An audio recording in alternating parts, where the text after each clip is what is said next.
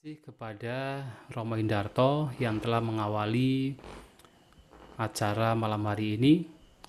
Sebelumnya kepada Romo Ramani yang saya hormati, dan juga Bapak Ibu, saudara-saudari sekalian, peserta Dhamma kelas atau Dhamma kelas pada malam hari ini. Selamat malam semuanya, terpujilah Sang Buddha, Namo Buddhaya. Ya, seperti yang telah disampaikan bahwa malam hari ini kita akan berbicara tentang hukum karma. Salah satu ajaran yang penting dalam ajaran Buddha. Ya, memang kalau kita bicara tentang ajaran Buddha, salah satu yang sangat identik dengan ajaran Sang Buddha adalah ajaran tentang hukum karma. Dan kita sebagai umat Buddha tentu sudah banyak mendengar tentang apa itu karma. Tetapi untuk membahas lagi dan lagi hukum karma itu masih sangat penting, karena ini berkaitan dengan apa yang kita lakukan dalam kehidupan kita sehari-hari. Dan karena ini adalah acara Dhamma kelas, makanya saya juga membawa yaitu PowerPoint yang akan saya share, yang nanti kita bisa bahas bersama-sama. Ya, sebelum melanjutkan saya akan share screen terlebih dahulu untuk membahas tentang hukum karma. Ya. Sebelumnya, apakah suara saya bisa didengar, Pak Hindarto? Cukup jelas, Bante. Jelas ya, baik, terima kasih.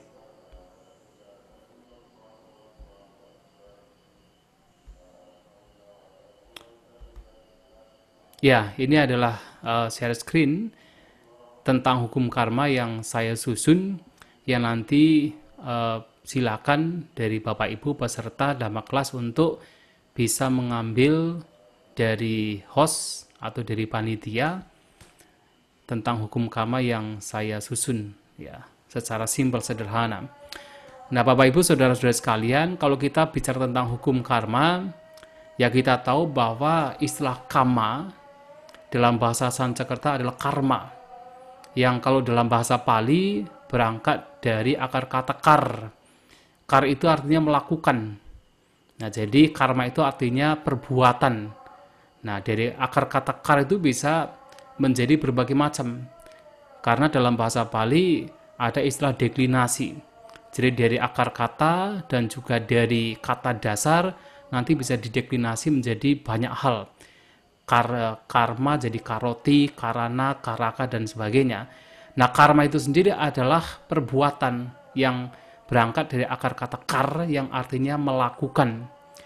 Nah, kita mengetahui bahwa di India hampir semua agama yang ada di India pada zaman dulu, pada zaman Sang Buddha, bahkan sebelum Sang Buddha muncul, dan juga sampai sekarang, mereka itu sangat concern, sangat peduli dengan tindakan manusia, yang kemudian kebanyakan dari agama pada waktu itu percaya atau yakin bahwa setiap perbuatan yang dilakukan oleh manusia itu berhubungan dengan yaitu konsep kelahiran kembali, bahwasanya setiap perbuatan ini akan membawa dampak atau akibat atau buah baik di masa sekarang maupun di masa mendatang, yang kemudian menimbulkan konsep kelahiran kembali.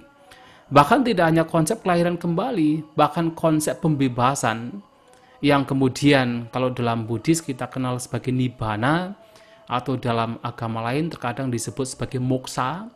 Nah, itu juga berkaitan dengan tindakan atau perbuatan manusia selama manusia itu hidup. Nah, sehingga di sini hukum karma ini juga sangat berkaitan dengan hukum tumimba lahir.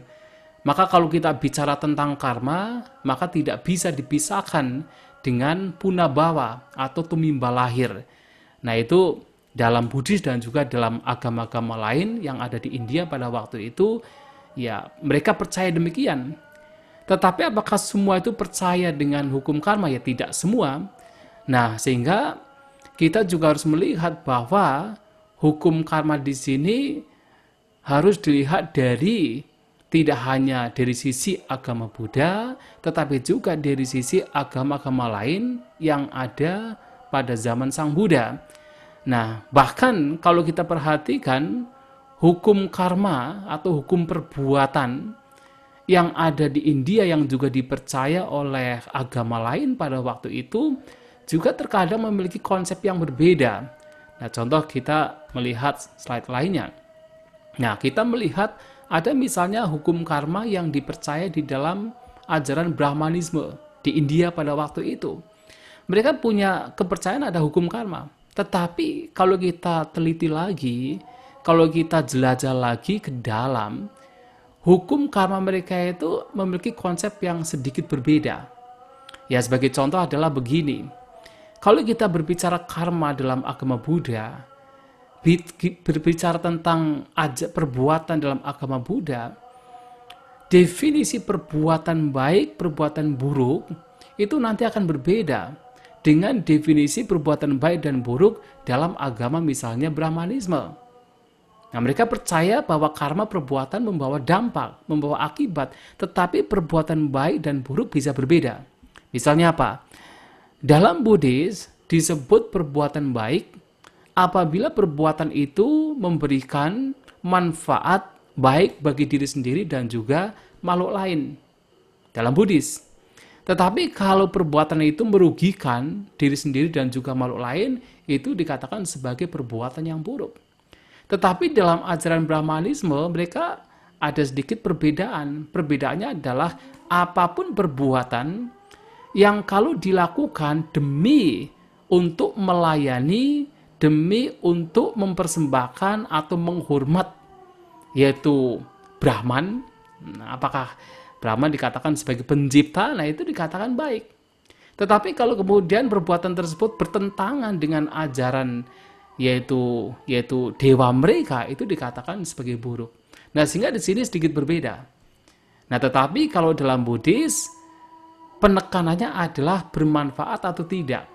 Kalau itu bermanfaat, itu baik. Kalau itu tidak bermanfaat, itu merugikan, itu tidak baik. Nah, kemudian juga ada ajaran karma yang di dalam yaitu Jainisme.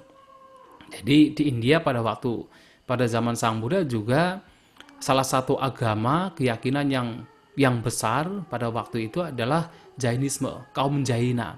Mereka para petapa telanjang. Dan mereka juga percaya tentang hukum karma. Tetapi mereka percaya bahwa yang menyebabkan seseorang mengalami suka dan duka di kehidupan sekarang, semuanya itu disebabkan oleh karma lampau. Mereka memiliki satu konsep yang disebut pube kata hituwada. Jadi ajaran bahwa segalanya yang sekarang seseorang alami itu disebabkan oleh karma lampau, oleh perbuatan lampau, pube kata. Nah, tetapi apakah dalam ajaran Buddha demikian? Oh, tidak. Dalam ajaran Sang Buddha yang menentukan seseorang hidup bahagia atau tidak bahagia di saat sekarang, itu tidak semata-mata karena hukum karma atau perbuatan yang lampau. Perbuatan sekarang juga menentukan. Tidak hanya perbuatan lampau, perbuatan sekarang sangat menentukan. Dan bahkan tidak hanya sekedar karma, tidak hanya sekedar perbuatan, tetapi faktor-faktor lainnya, apakah itu faktor cita batin, faktor makanan, faktor iklim, itu juga mempengaruhi baik dan buruknya, bahagia dan menderitanya kita. Tidak hanya sekedar karma. Nah, sehingga konsep karma pun dalam ajaran Buddha berbeda dari ajaran Jainisme. Nah, ini bagaimana sama-sama memahami hukum karma tetapi juga berbeda isinya. Sehingga ketika dia mengatakan begini, oh Sang Buddha itu mengajarkan hukum karma itu menyontek dari agama lain. Tidak sepenuhnya demikian. Sang Buddha melihat karma itu ada, perbuatan dan juga buahnya itu ada, tetapi cara melihatnya dengan agama-agama lain bisa berbeda. Nah, termasuk yang tadi telah saya sampaikan. Nah, kemudian juga di zaman Sang Buddha juga banyak sekali ajaran-ajaran yang tidak percaya dengan hukum karma. Nah, sementara ada yang percaya, tetapi konsepnya berbeda, penjelasannya berbeda, ada juga yang betul-betul tidak percaya dengan hukum karma. Yang pertama adalah ajaran yang disebut Akiriyawada. Akirya, wada itu artinya adalah ajaran. Akirya artinya kirya tanpa perbuatan. Jadi ajaran yang tidak percaya bahwa ada perbuatan dan juga hasilnya. Apakah mereka karena tidak percaya dengan perbuatan dan hasilnya, apakah mereka tidak percaya dengan kelahiran kembali?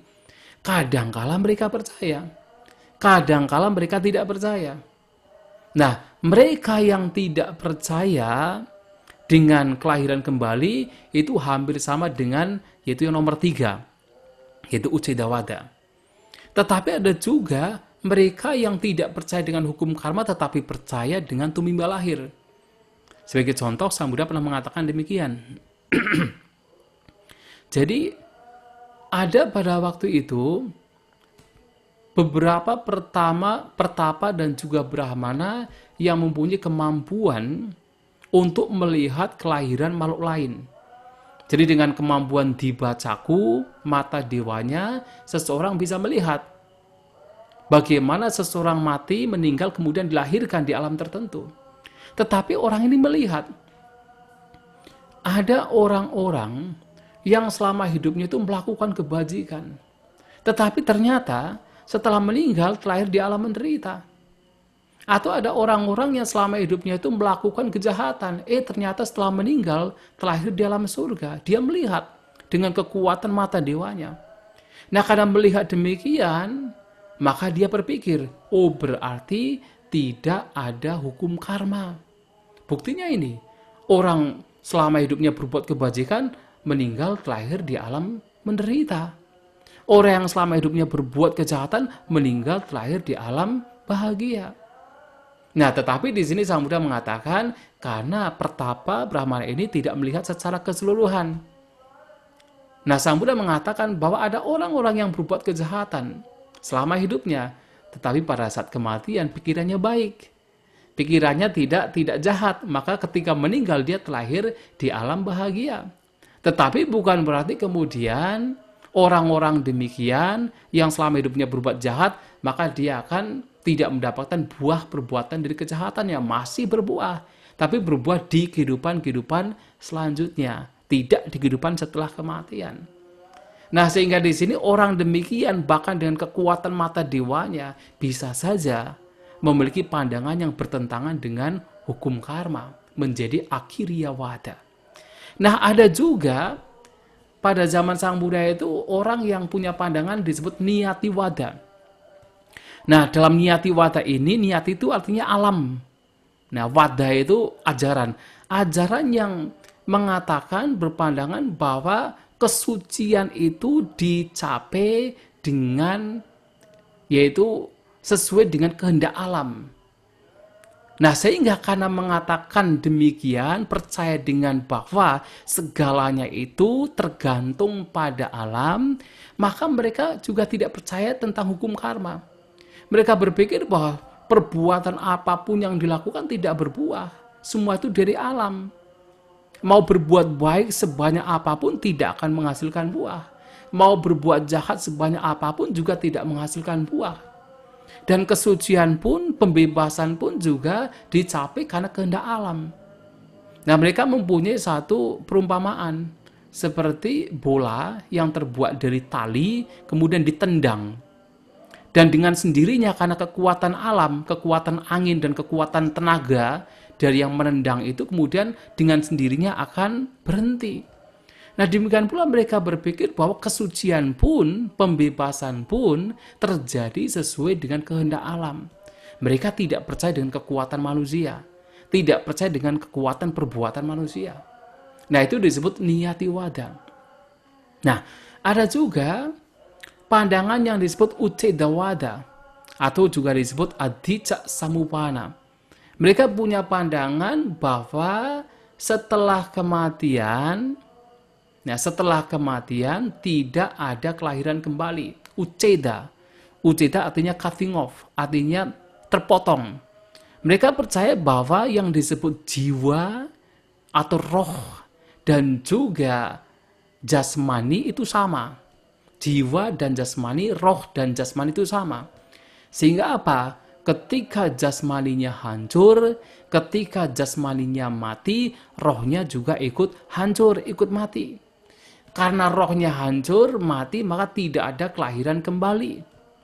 Karena mereka percaya bahwa kehidupan hanya sekali, tidak ada kelahiran kembali, maka mereka juga percaya bahwa hukum karma dan buah itu tidak ada. Mau sebanyak apapun orang berbuat kebajikan, tidak akan berbuah di alam kehidupan yang bahagia, alam surga setelah kematian. Atau mau berapa banyak orang melakukan kejahatan, juga tidak akan membawa kepada kelahiran di alam penderitaan. Karena mereka percaya hidup hanya sekali, uceda. Nah, ini juga mereka orang-orang yang tidak percaya dengan hukum karma. Nah, salah satu guru yang demikian pada zaman Sang Buddha dan punya pengikut banyak, itu adalah Ajita Kesakambali. Salah satu guru yang punya kepercayaan bahwa hidup itu hanya sekali dan tidak ada hukum karma. Nah, kemudian juga pada zaman Sang Buddha ada juga orang-orang masyarakat atau mereka yang percaya bahwa segala sesuatu yang kita alami sekarang itu ditentukan oleh dewa. Disebut Isara Wada. Wada artinya ajaran. Isara adalah dewa. Ditentukan oleh dewa. Jadi kita mau bahagia, kita mau menderita, kita mau terbebaskan, semua ditentukan oleh dewa. Nah, karena semua ditentukan oleh dewa, maka mereka tidak percaya dengan kekuatan manusia. Mereka tidak percaya dengan kekuatan perbuatan manusia. Orang mau baik, mau buruk, mau terbebaskan atau tidak, menderita atau tidak, semua ditentukan oleh dewa. Nah, orang demikian juga tidak percaya dengan hukum karma. Dan itu terjadi sejak zaman Sang Buddha, bahkan sebelum zaman Sang Buddha.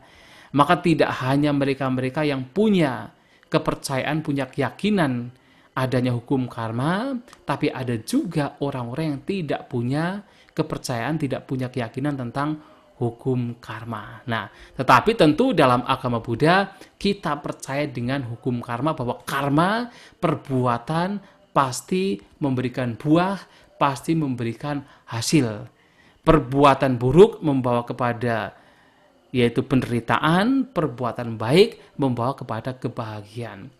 Nah, kalau kita berbicara tentang hukum karma, formula dari hukum karma yang diberikan oleh Sang Buddha yang terdapat di dalam kitab suci adalah cetanahang bikawe kamang wadami. Cetayitwa kamang karoti kayena waca udak manasa. Sang Buddha mengatakan, wahai para biku, cetana, niat, kehendak, itulah yang saya katakan sebagai karma. Yang disebut sebagai karma itu adalah niat, adalah kehendak.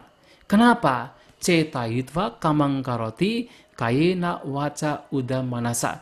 Karena setelah seseorang berniat, setelah seseorang punya kehendak, ia melakukan perbuatan. Apakah perbuatan yang dilakukan oleh jasmani, atau oleh ucapan, atau oleh pikiran. Nah, perbuatan ini muncul karena cetana, muncul karena kehendak terlebih dahulu. Kalau tidak ada kehendak, maka tidak ada perbuatan. Tetapi hanya ketika ada kehendak, ada cetana, ada niat, baru kemudian akan muncul perbuatan. Nah, oleh sebab itu, Bapak Ibu Saudara-saudari sekalian, karena perbuatan itu adalah cetana, maka cetana atau niat atau kehendak sangat menentukan perbuatan seseorang. Apakah seseorang melakukan perbuatan atau tidak? Dan apakah seseorang melakukan perbuatan baik atau tidak baik, semua tergantung pada niat, kehendak, atau cetana orang tersebut. Nah, sehingga beberapa kasus yang kita bisa pelajari untuk menentukan apakah perbuatan itu baik atau tidak baik, apakah itu sebuah perbuatan atau tidak, juga bisa kita dapatkan dalam kitab suci, baik Tipitaka maupun kitab komentar. Nah, salah satunya yang terkenal adalah kasus tentang Biku Cakupala. Nah, Biku Cakupala ini dikatakan seorang bante yang telah mencapai kesucian arahat.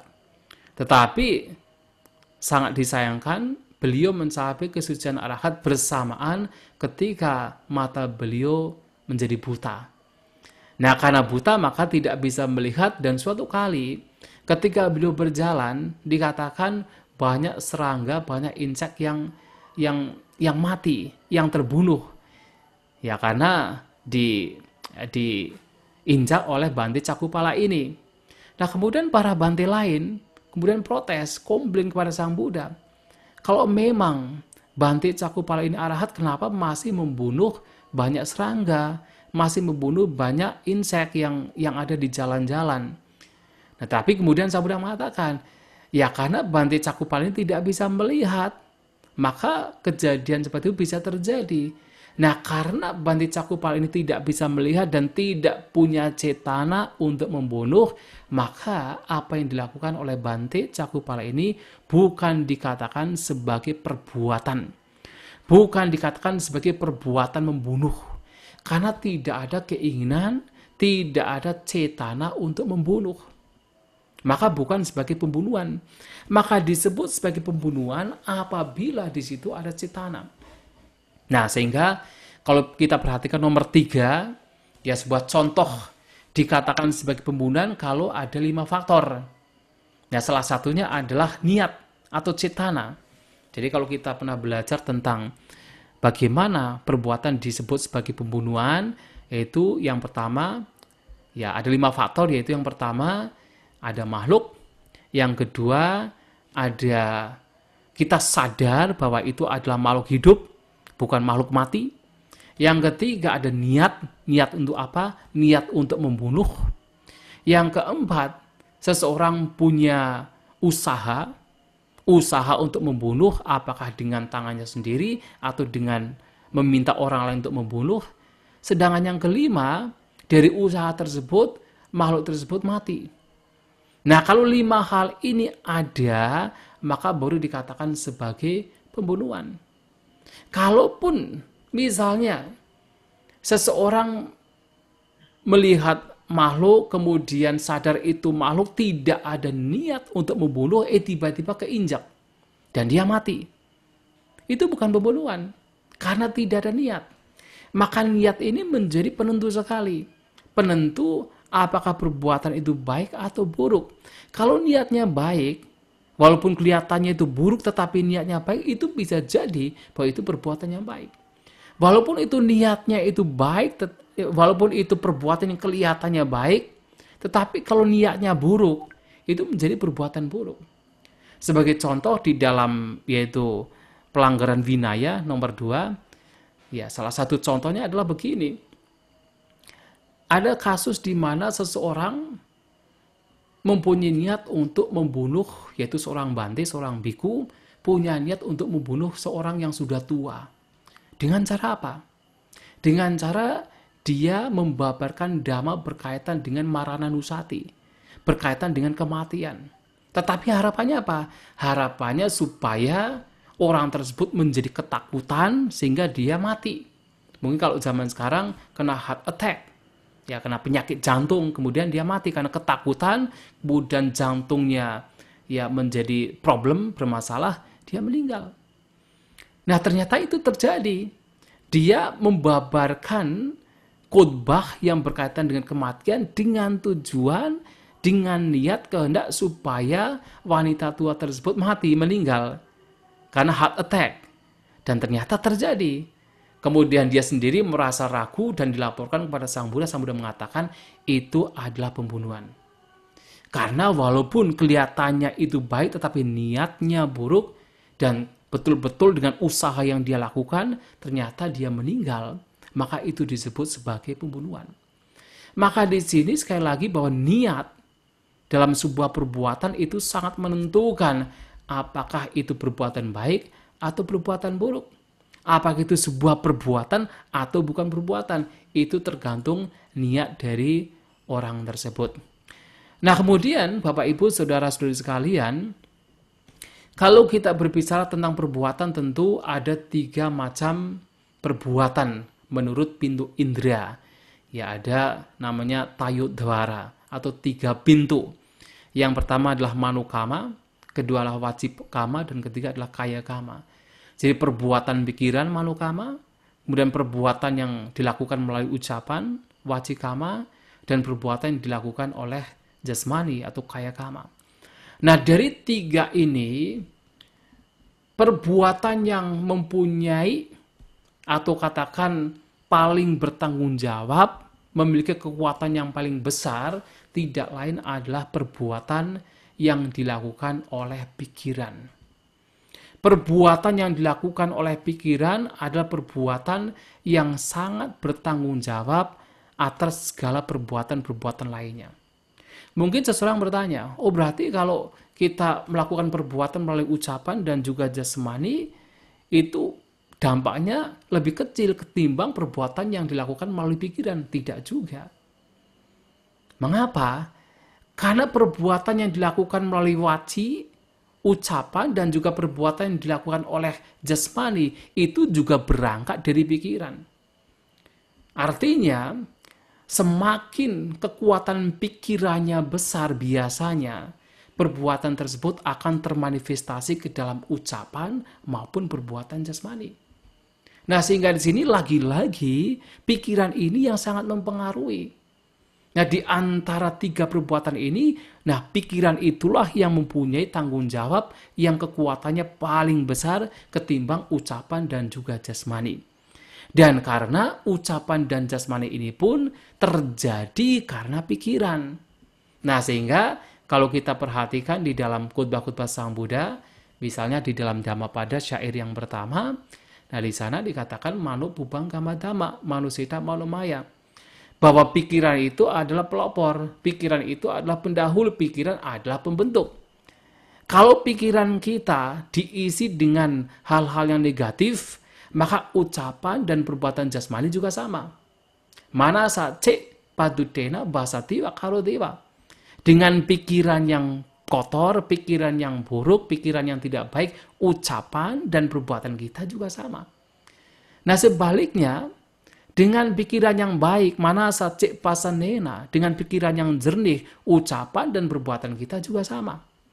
Maka ucapan dan perbuatan jasmani itu juga berawal dari pikiran, tergantung isi pikirannya baik atau buruk. Nah, sehingga di sini pikiran menjadi penentu dalam sebuah perbuatan yang paling bertanggung jawab.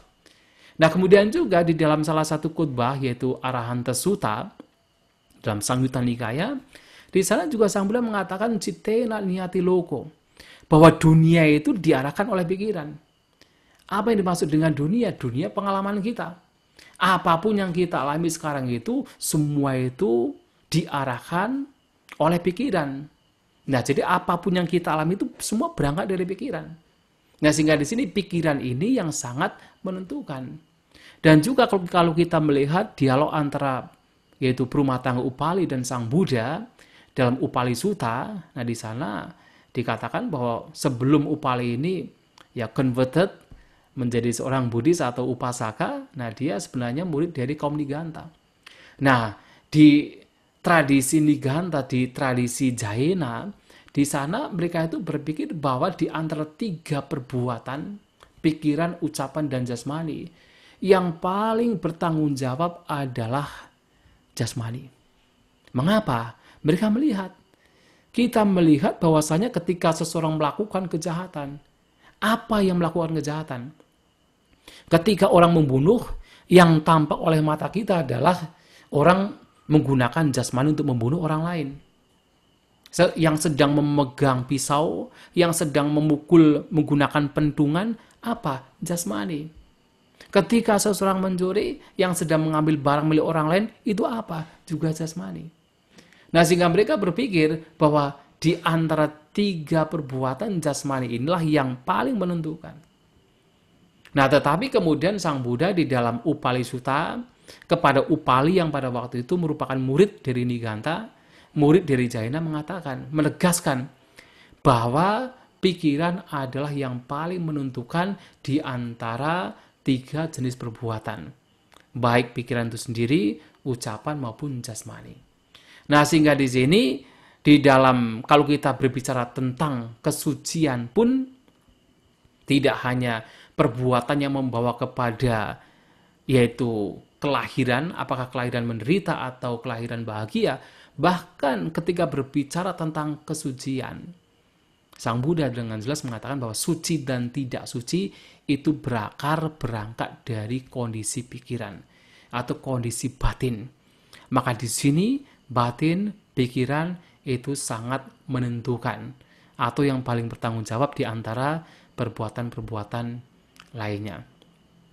Nah, sehingga karena pikiran itu sangat menentukan, maka ketika berbicara tentang perbuatan, terutama perbuatan disebut sebagai perbuatan yang baik, perbuatan yang bermanfaat.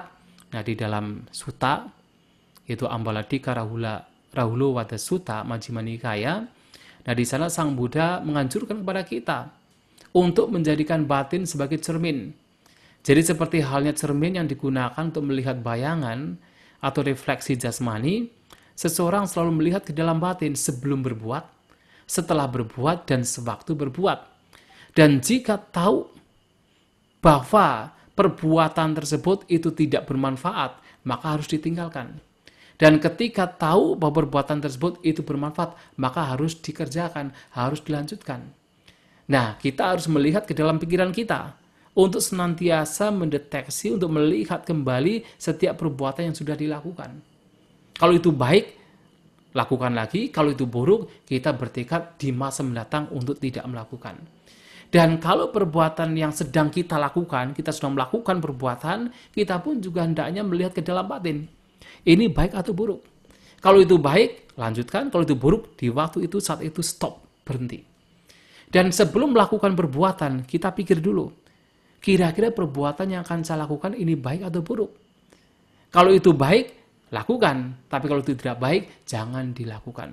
Nah, pikiran ini yang harus dijadikan sebagai cermin untuk menentukan apakah baik atau buruk. Nah, disinilah bagaimana perbuatan itu sangat berkaitan dengan pikiran, karena memang pikiran yang menjadi penentu, menjadi yang paling bertanggung jawab. Dan bahkan ketika bicara tentang karma, karma itu juga diawali berangkat dari yaitu cetana, yang cetana merupakan salah satu bentuk dari pikiran.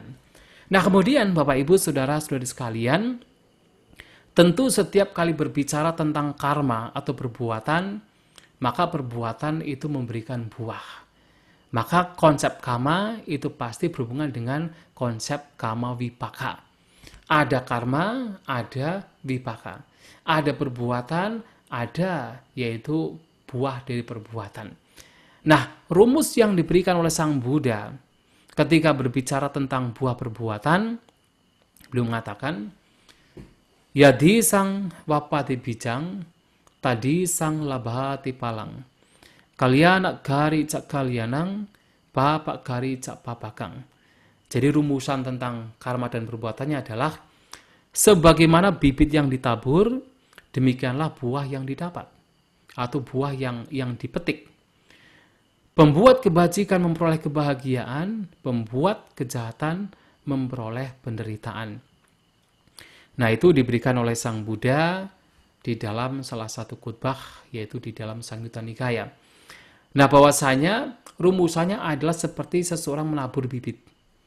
Nah, bibit kebajikan membawa kepada kebahagiaan, bibit yang tidak baik, bibit keburukan itu membawa kepada yaitu penderitaan. Mungkin pertanyaannya adalah, apakah perbuatan dan juga hasilnya itu pasti tepat sama? Apakah berbeda? Nah, kalau ditanya demikian, tentu antara perbuatan dan juga hasil, walaupun sinonim, walaupun mirip, tetapi tidak sepenuhnya sama. Sang Buddha pernah mengatakan dalam khotbah tertentu, kalau antara perbuatan dan juga buah itu persis sama, maka tidak mungkin seseorang bisa mencapai kesucian. Kenapa? Karena seseorang tidak bisa mengubah perbuatan dan hasilnya, tidak bisa diubah. Apa yang telah diperbuat itu pasti memberikan hasil yang sama dan tidak bisa diubah. Kalau hasilnya harus sama. Dan kalau demikian, kita selama ini telah melakukan banyak perbuatan, maka kita tidak bisa mengubahnya, sehingga kesucian tidak mungkin bisa dicapai. Maka antara perbuatan dan buah itu tidak harus sama. Walaupun rumusannya adalah yang baik membawa kebahagiaan, yang buruk membawa kepada penderitaan, tetapi buah, perbuatan dan buahnya itu tidak harus sama. Tidak kemudian dikatakan, oh kalau orang membunuh, maka buahnya pasti dibunuh. Kalau orang mencuri, misalnya mencuri emas 1 gram, maka nanti buahnya pasti dia kecurian emasnya 1 gram. Tidak demikian. Tetapi akan berbeda. Nah, perbedaannya tetapi tidak kemudian sepenuhnya berbeda juga. Misalnya apa nanti kita akan lihat di dalam Sulak Kamawibanga Sutta misalnya disebutkan bahwa misalnya ketika seseorang itu suka marah-marah. Nah, karena dia suka marah-marah, maka sebagai hasilnya, sebagai dampaknya, ketika dia dilahirkan sebagai manusia, dia dilahirkan dengan wajah yang buruk. Nah, sehingga di sini perbuatannya adalah marah-marah, hasilnya adalah wajahnya menjadi buruk. Tidak elok dipandang, tidak enak dipandang. Bukan kemudian dia suka marah-marah, hasilnya pasti dimarahi orang lain, tidak demikian. Tetapi hasilnya adalah dia memiliki wajah yang tidak enak dipandang. Atau misalnya orang suka melakukan pembunuhan. Apakah hasilnya harus dibunuh? Tidak harus. Mungkin dalam kasus-kasus tertentu hasil dari perbuatan membunuh dia dibunuh. Bisa juga. Tetapi tidak harus demikian. Dia bisa juga karena suka membunuh, perbuatannya itu membawa dia kepada yaitu kelahiran dengan umur yang pendek. Kelahiran dengan banyak penyakit. Nah, tidak harus dibunuh tetapi umurnya pendek, tetapi dia memiliki banyak penyakit. Jadi antara perbuatan dan juga buah tidak harus sama tetapi mirip. Karena yang baik membawa kebahagiaan, yang buruk membawa kepada penderitaan. Nah, karena perbuatan dan buahnya itu bisa berbeda, maka kesempatan untuk mengubah juga bisa. Nah, karena kesempatan untuk mengubah itu masih memungkinkan, maka kesempatan untuk terbebas dari tumimba lahir, bahkan terbebas dari karma, itu masih sangat memungkinkan. Nah, disitulah kenapa pembebasan nibbana itu masih bisa dicapai. Karena antara perbuatan dan buah itu tidak harus sama. Nah, kemudian kalau kita bicara tentang perbuatan, nah kita sering membaca ya salah satu syair yang terdapat di dalam Abhinha Pacabikana Patang. Nah, di sini juga disebutkan di dalam salah satu sutta, yaitu Subha Sutta, yaitu Sulak Kamawibanga Sutta, bukan Subha Sutta. Nah, di sana dikatakan bahwa kama saka, kama dayata, kama yoni, kama bandu, kama padisarana, yang kamang kalisanti kalyanang wa papakang wa tasada yata pawisanti. Nah, karena itulah perbedaan dikatakan bahwa diri sendiri, ya kita, adalah pewaris atau kita adalah pemilik dari perbuatan kita sendiri kamasaka. Kita adalah pewaris dari perbuatan kita sendiri kamadayada. Kita lahir dari perbuatan kita sendiri kammayoni. Kita adalah kerabat atau keluarga dari perbuatan kita sendiri kama bantu, dan kita terlindungi oleh perbuatan kita sendiri kama padisarana. Yang kamang karisanti kalian nang wa papakang wa, jadi apapun perbuatan yang kita lakukan, apakah itu baik atau buruk, itulah tasadayata bawisanti, itulah yang akan menjadi pewaris kita, yang akan kita warisi. Nah, memang dalam kehidupan kita, kita tidak lepas dari perbuatan kita. Yang kita alami sekarang, yang baik atau buruk, itu juga salah satunya dipengaruhi oleh perbuatan kita. Baik perbuatan yang lampau atau perbuatan yang sekarang. Maka disinilah kita dikatakan sebagai pewaris, lahir, sebagai kerabat, dan terlindungi oleh perbuatan kita sendiri. Dan karena perbuatan itulah, maka kita bisa melihat bagaimana antara satu individu dengan individu lainnya di dunia ini bisa berbeda-beda. Ada yang terlahir dengan wajah yang indah, elok dipandang, ada yang terlahir dengan wajah yang tidak enak dipandang.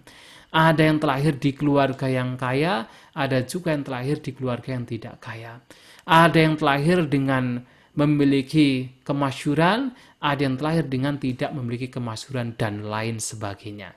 Nah, kelahiran itu berbeda-beda. Dan itu disebabkan salah satunya adalah karena perbuatan masing-masing individu orang tersebut.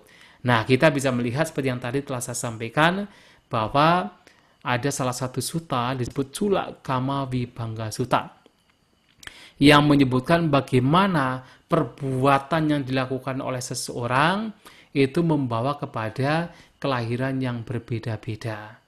Nah, sebagai contoh adalah orang yang suka membunuh, ia dapat lahir di alam rendah, bahkan alam neraka.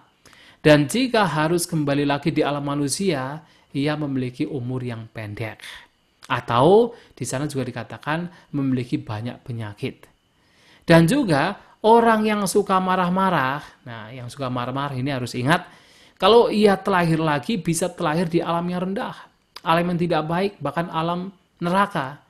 Dan kalau dia harus kembali lagi di alam manusia, ia memiliki wajah yang buruk, wajah yang tidak enak dipandang. Nah, kemudian juga kalau orang yang kikir, yang tidak suka berdana, orang yang pelit, ketika dia meninggal, dia bisa terlahir di alam rendah, bahkan alam neraka.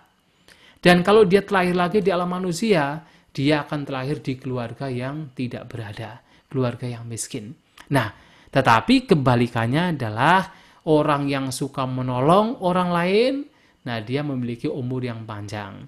Dia bisa terlahir di alam yang baik, alam surga, dan ketika harus kembali ke alam manusia, dia memiliki umur yang panjang. Dan juga orang yang tidak suka marah-marah, orang yang selalu mengembangkan cinta kasih, dia bisa terlahir di alam yang baik, alam surga. Dan kalau dia harus kembali di alam manusia, dia kembali dengan wajah yang enak dipandang. Nah, kemudian juga dalam sutta yang sama, orang yang suka berdana, orang yang tidak kikir, dan ketika dia harus mati, meninggal, dia terlahir di alam yang baik, alam surga.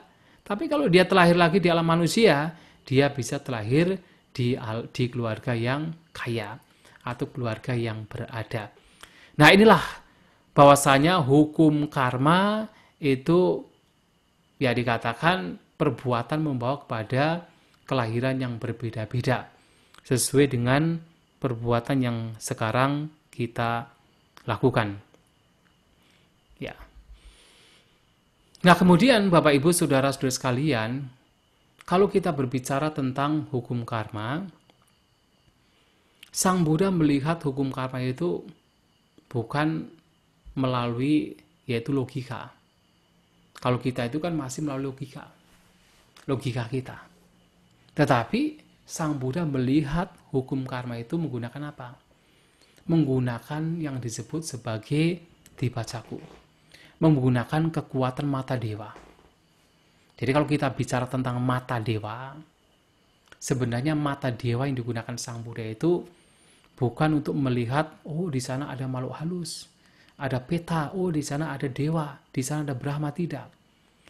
Justru Sang Buddha menggunakan yaitu mata dewa atau dibacaku itu untuk melihat bagaimana makhluk-makhluk lahir mati sesuai dengan perbuatannya masing-masing. Nah, di sini Sang Buddha mengatakan begini. Ya, jadi dari sini. So dibena cakuna wisudena ati kata manusa kena sate basati cawamane upajamane hinne paniti dan seterusnya. Jadi Sang Buddha dengan kekuatan mata dewa yang murni, yang melebihi kekuatan manusia biasa, melihat makhluk-makhluk sate basati cawamane upajamane, makhluk-makhluk yang meninggal dan muncul. Dan mereka meninggal dan juga muncul sebagai apa? Manusia atau makhluk yang hina, atau makhluk yang tidak hina, makhluk yang dikatakan memiliki kemuliaan, dan juga makhluk yang tidak memiliki kemuliaan, suwane tubane. Makhluk yang terlahir di alam surga atau alam yang baik, dan makhluk yang terlahir di alam yang tidak baik, tugate. Dan beliau melihat apa? Bagaimana mereka makhluk-makhluk ini mati, meninggal dan juga muncul, ya tak kamu pakai sate pajanati. Beliau melihat makhluk-makhluk ini muncul dan lenyap sesuai dengan perbuatannya masing-masing. Ya tak kamu pakai sesuai dengan perbuatannya masing-masing. Jadi, nah di sana dikatakan, Ime wata buntu sata kayak tu cari tenak sama nagata, wajib tu cari tenak sama nagata dan seterusnya. Makhluk-makhluk ini karena memiliki perbuatan yang jahat yang dilakukan melalui jasmani, ucapan dan juga pikiran, Arya nang upawadaka dan mereka adalah makhluk-makhluk yang suka menghina para Arya, micak didika, mereka makhluk-makhluk yang memiliki pandangan salah, micak didika kama sama dana, makhluk-makhluk yang melakukan perbuatan atas dasar pandangan salah. Te kaya sabe tak parang marana, apa yang dugating binipatang dirayang upapana. Dan mereka setelah kematian, setelah hancurnya jasmani, dan setelah meninggal, mereka terlahir di alam rendah, alam penderitaan, bahkan alam neraka. Nah, Sang Buddha dan juga para arahanta yang memiliki dibacaku melihat bagaimana makhluk-makhluk yang suka berbuat kejahatan melalui ucapan, perbuatan, dan juga melalui pikiran terlahir di alam yang tidak baik. Tetapi sebaliknya, mereka yang melakukan kebajikan, ya kayak sucarita, wajik sucarita, dan manuk sucarita, dan juga mereka adalah orang-orang yang tidak menghina para Arya, Arya nang anupawadaka, mereka memiliki pandangannya benar, dan mereka yang berbuat sesuai dengan pandangannya benar, setelah kematian, mereka terlahir di alam surga, alam yang baik. Nah, ini disebabkan karena perbuatan bajik mereka.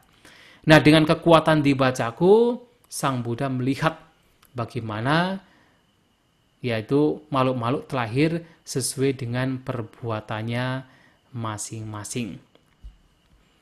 Nah, kemudian dari perbuatan-perbuatan yang dilakukan ini, ada mereka yang terlahir di alam, yaitu disebut kamaluka atau nafsu indrawi, mereka yang terlahir di alam, dari alam neraka sampai alam surga, para nimita wasawati. Ada juga makhluk-makhluk yang terlahir di alam rupa luka, makhluk Brahma yang masih memiliki materi. Ada juga mereka yang terlahir di alam-alam yang disebut arupa luka atau Brahma non materi, yang terdiri dari 4, yang terlahir di dalam akasan canayatana, winyanan canayatana, akin canayatana, dan juga terlahir di dalam alam dewa sanya nasanya yatana. Nah, ini semua tergantung dari ya salah satunya karena perbuatan-perbuatan mereka yang membawa pada kelahiran yang berbeda-beda. Nah, kalau kita bicara tentang hukum karma, kita juga harus berbicara tentang bagaimana konsep karma ini harus dipahami sesuai dengan buah, bobot, dan juga fungsi. Nah, ini sebenarnya tidak disebutkan di dalam yaitu Tipitaka, tetapi disebutkan dalam kitab komentar, terutama di dalam Visuddhimagga. Bagaimana oleh para biku belakangan, perbuatan-perbuatan harus dilihat dari yaitu bobotnya, ya dari buahnya, dari bobotnya, dan juga dari fungsinya. Nah, kita lihat satu persatu. Ya, bagaimana? Maaf, Bante. Bisa di-set ke slideshow, Bante. Di slideshow? Karena tampilannya kecil tulisannya. Oh, kalau di sana kecil ya? Oh, harusnya dari tadi ya? Iya, yang terutama yang pakai HP, Bante. Oh gitu ya, Atau ya pakai baik, F5. baik, ya baik, baik ya. Kalau dari tadi sudah saya share dengan slideshow ya. Ya, jadi kita melihat satu persatu. Oke.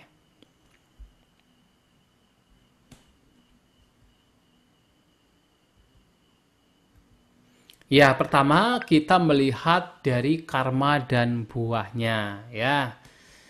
Ya, jadi bagaimana setiap perbuatan memberikan buah. Nah, buahnya di sini ya bisa muncul di berbagai kehidupan atau waktu.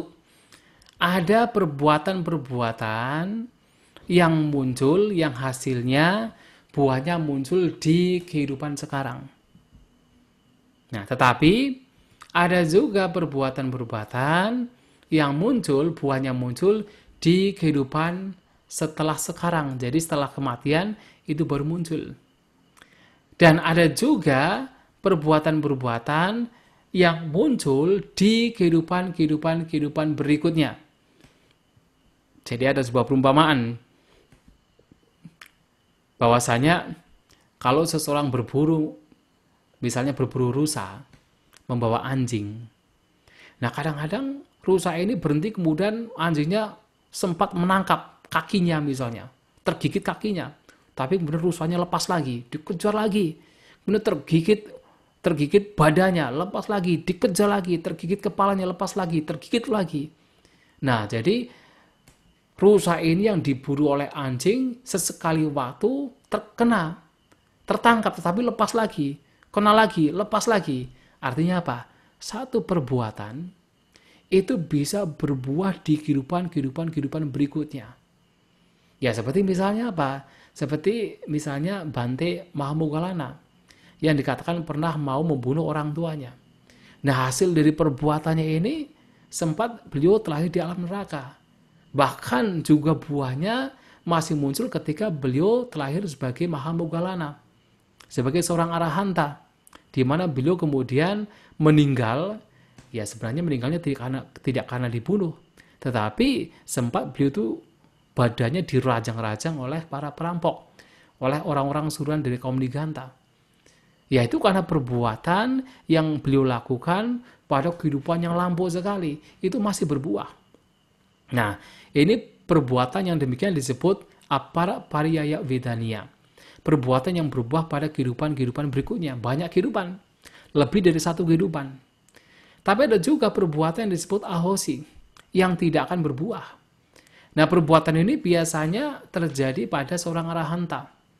Nah, seorang arahanta ini ketika walaupun sudah melakukan banyak perbuatan karena mereka sudah terlanjur mencapai kesucian arahanta, ketika kematian terjadi, maka perbuatan-perbuatan yang seharusnya masih muncul, itu tidak akan muncul, tidak akan berbuah. Karena sudah terlanjur parinibbana, sudah terlanjur tidak mengalami kelahiran kembali. Seperti misalnya contohnya Bante Anggulimala. Beliau ini sudah melakukan banyak kejahatan, membunuh ribuan orang. Ya, tidak hanya 999, ribuan orang telah beliau bunuh. Nah, seharusnya dengan perbuatan kejahatan yang beliau lakukan, beliau harus mengalami banyak sekali, yaitu buah penderitaan dari kejahatan yang beliau lakukan. Tetapi tidak, karena beliau terlanjur ya menjadi seorang Bante, kemudian beliau juga mencapai kesucian arahat. Nah, perbuatan-perbuatan yang seharusnya berbuah, itu tidak jadi berbuah. Maka disebut ahosikama. Nah, kalau kita melihat bagaimana buah perbuatan ini bisa berbuah di dalam 4 periode. Ya, jadi ada yang sekarang yang akan datang, kemudian yang kehidupan mendatang selanjutnya. Maka kita bisa melihat bahwasanya perbuatan yang kita lakukan sekarang ini itu belum tentu langsung berbuah. Nah, sekarang kadang-kadang beberapa umat yang awalnya percaya dengan hukum karma, kemudian tidak percaya lagi dengan hukum karma. Mengapa? Mereka merasa dirinya sudah melakukan banyak perbuatan bajik. Tetapi, walaupun sudah banyak berbuat bajik, tetapi tidak mengalami kebahagiaan. Banyak musibah, banyak hal-hal yang buruk datang pada dia. Maka dia berpikir, berarti hukum karma tidak berlaku, buktinya saya. Sudah banyak melakukan kebajikan, tetapi banyak musibah yang datang pada saya. Nah, kita harus ingat bahwa tidak semua perbuatan yang kita lakukan ini itu pasti langsung berbuah. Itu bisa berubah di kehidupan mendatang, bahkan bisa berubah di kehidupan mendatang lainnya. Dan apa yang sedang kita alami di sini bisa juga disebabkan karena buah perbuatan dari apa yang kita lakukan di masa lampau yang sekarang sedang berbuah. Kalau kita mengalami penderitaan bisa juga itu buah dari perbuatan masa lampau. Tapi juga bisa perbuatan yang dilakukan di masa sekarang juga. Nah, maka kita harus introspeksi. Tidak selamanya bahwa perbuatan yang kita lakukan harus langsung berbuah. Nah, sehingga empat hal ini, bagaimana kama dan buahnya yang terdiri dari empat ini, empat periode, ini harus diketahui. Nah, ini yang pertama. Kemudian juga kita harus melihat kama dan bobotnya. Sesuai dengan bobot dari perbuatan, maka ada empat. Yang pertama adalah garuka kama atau perbuatan yang sangat berat. Ini bisa baik, bisa juga buruk. Yang baik adalah pencapaian-pencapaian seperti jhana. Itu termasuk bagian perbuatan yang baik yang dikatakan serius atau perbuatan yang berat. Tetapi juga ada perbuatan yang berat yang dikatakan sebagai aku salah garuka kama. Perbuatan berat yang tidak baik. Seperti misalnya melukai seorang Buddha, membunuh seorang arahanta, membunuh ayah, membunuh ibu, dan juga memecah belah sangga. Nah, memecah belah sangga ini hanya bisa dilakukan oleh seorang biku.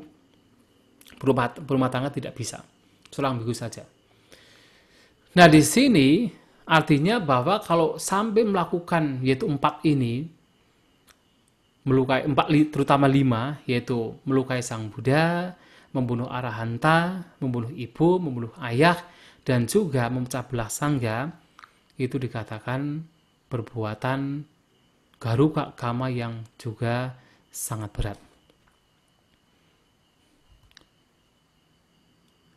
Kemudian yang kedua, ada juga perbuatan yang disebut sebagai bahula, atau perbuatan yang dilakukan secara berulang-ulang. Nah, ini setelah garuka, maka yang berat lainnya yang lebih ringan yaitu bahula. Perbuatan yang dilakukan secara berulang-ulang. Ya, tentu kita semua pernah melakukan banyak perbuatan. Mungkin ada 1, 2 perbuatan yang dilakukan secara berulang-ulang. Misalnya apa? Oh, setiap hari kita melakukan chanting pagi dan sore. Oh, setiap hari kita melakukan meditasi walaupun belum mencapai jhana. Oh, setiap hari kita berdana. Nah, perbuatan yang berulang-ulang ini juga dikategorikan sebagai perbuatan yang berat nomor 2. Nah, ini juga sangat mempengaruhi. Ketika kematian terjadi, kalau garuka kama ini tidak ada, maka yang kedua adalah bahula. Kemudian yang ketiga adalah asana, atau perbuatan yang muncul pada saat seseorang meninggal. Nah, itu juga menentukan kemana seseorang akan dilahirkan. Jadi seperti yang tadi saya katakan, mungkin orang ini sudah banyak melakukan kejahatan misalnya, selama hidupnya itu banyak kejahatan. Bahkan perbuatan itu, kejahatan itu sudah diulang-ulang. Tetapi ternyata pada saat kematian terjadi, muncul sebuah perbuatan yang baik yang dilakukan. Ini juga bisa mempengaruhi kemana dia dilahirkan dan tidak dilahirkan di alam menderita, bisa alam bahagia. Nah, mungkin Bapak Ibu mungkin berpikir, oh kalau begitu ya nggak apa-apa, sekarang kita banyak melakukan kejahatan. Yang terpenting kan nanti pada saat kita meninggal kita berpikir yang baik. Ya memang kita bisa mengatakan demikian, tetapi masalahnya adalah apakah bisa? Apakah benar pada saat kita meninggal betul-betul pertama kita tahu kapan kita meninggal? Sehingga kita bisa mempersiapkan diri untuk berpikir yang baik. Dan yang kedua, apakah bisa ketika kematian terjadi, ketika kita menjelang ajal, pikiran kita bisa baik. Sedangkan setiap hari kita selalu melakukan kejahatan. Karena biasanya perbuatan yang dilakukan berulang-ulang itulah yang kemudian akan muncul pada saat seseorang menghadapi ajal, pada saat seseorang akan meninggal. Itu yang akan muncul. Kalau dia sudah terbiasa melakukan kejahatan, bisa juga pada saat dia meninggal, yang muncul adalah kejahatan yang dilakukan. Pada saat dia suka melakukan kebaikan berulang-ulang, dia melakukan habit kebiasaan yang baik. Pada saat dia meninggal, pada saat ajal tiba, yang muncul adalah yang baik. Jadi pikiran terakhir ini juga bisa dipengaruhi oleh perbuatan yang berulang-ulang. Nah, yang keempat adalah katata atau perbuatan yang dilakukan dengan tidak sungguh-sungguh. Jadi perbuatan yang kita itu sebenarnya tidak begitu sungguh-sungguh melakukan. Ini juga bisa mempengaruhi kemana seseorang itu dilahirkan. Nah, misalnya begini, pada saat kita berjalan di luar, pada saat jalan-jalan misalnya, kita membawa makanan, sisa makanan. Kita makan sesuatu, kita makan misalnya kue, kemudian pada saat kita makan kue dan tidak habis, kemudian kita melihat anjing. Kita lempar kue itu, dikasihkan ke anjing. Itu perbuatan yang sebenarnya itu yaitu tidak sungguh-sungguh. Jadi seperti sederhana. Tidak dilakukan dengan kesengajaan yang kuat, dengan niat yang kuat. Hanya sekedar udahlah, makanan tidak habis masih digigit kemudian kita dilempar untuk anjing. Nah, ini juga bisa. Ternyata pada saat dia melakukan begitu, semenit kemudian dia ketabrak mobil. Mati. Nah, sebelum dia meninggal, ingatan yang dia muncul dalam batin adalah ketika dia memberikan makanan kepada anjing yang sebenarnya tidak sungguh-sungguh. Ini bisa mempengaruhi kemana seseorang itu dilahirkan yang disebabkan oleh kattata kama, perbuatan yang dilakukan dengan tidak sungguh-sungguh. Sehingga kebaikan apapun, sekecil apapun, itu jangan diremehkan. Bisa juga kita melakukan kebaikan yang sebenarnya tidak sungguh-sungguh, tiba-tiba kita meninggal. Itu yang muncul pada saat kematian akan terjadi. Dan juga jangan diremehkan kejahatan yang dilakukan dengan tidak sungguh-sungguh. Karena bisa juga kita melakukan kejahatan yang sepele, pada saat kita jalan-jalan, ada anjing yang sedang geletak, kita tendang, tiba-tiba kita ketabrak mobil, meninggal. Ternyata ingatan kita adalah kita nendang anjing yang sebenarnya tidak punya salah dengan kita. Ternyata kita yang kemudian terlahir di alam menderita. Itu kattata kama, bisa mempengaruhi kemana kita akan dilahirkan. Ya, maka bahkan perbuatan yang tidak dilakukan dengan tidak sungguh-sungguh pun harus jangan diremehkan. Apalagi kalau perbuatan yang sifatnya berat, perbuatan yang sudah dilakukan berulang-ulang, itu juga harus itu tidak diremehkan. Ya, tentunya yang kita lakukan adalah yang baik-baik. Perbuatan berat kalau bisa kita kembangkan meditasi, mencapai jana, menjadi wasi, dan ketika itu muncul pada saat kematian, terlahir di alam rupa Brahma. Atau kita melakukan perbuatan yang baik yang diulang-ulang sampai menjadi habit, menjadi kebiasaan, sampai menjadi, kalau dalam bahasa Abhidhamma di sini ada Romo Slamet Rojali, ya asangkarikang, ya jadi perbuatan yang sudah menjadi habit, menjadi kebiasaan, tanpa diajak ataupun diajak pasti dilakukan, itu juga menjadi sangat baik. Nah, itu yang harus dilakukan untuk mengarahkan bagaimana perbuatan kita membawa kepada kebahagiaan. Nah, kemudian juga karma dan fungsinya. Jadi ada perbuatan-perbuatan yang punya fungsi. Ada 4 di sini. Yang pertama adalah janaka kama, perbuatan yang produktif memberikan buah. Ini biasanya mengacu kepada perbuatan yang membawa kepada padisandhivinyana biasanya kalau di dalam kitab komentar. Tetapi juga sebenarnya apapun perbuatan yang produktif, apapun jenis perbuatan yang bisa memberikan buah, yang sekarang saat ini kita lakukan itu disebut juga janaka kama. Kemudian juga ada namanya upatambaka kama, perbuatan yang menyokong buah kama lain untuk berbuah. Artinya apa? Mungkin dulu kita sudah pernah melakukan kebajikan di kelahiran yang lampau, tetapi tidak berbuah. Nah, sekarang kita juga melakukan kebajikan yang sama, diulang-ulang kebajikan tersebut. Nah, karena kita melakukan kebajikan, maka perbuatan karma lampau, kebajikan yang lampau yang tadinya tidak berbuah, sekarang berbuah, disokong oleh perbuatan bajik sekarang. Ini contohnya. Tetapi juga dengan cara yang sama, mungkin dulu kita sudah melakukan kejahatan. Ya, kita sudah melakukan kejahatan dan itu belum berbuah.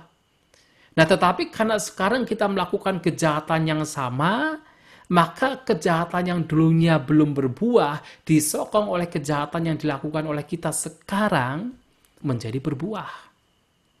Nah coba, kalau kita perhatikan, ketika seorang pencuri, mungkin ketika dia mencuri 1, 2, 3 kali, itu belum berbuah.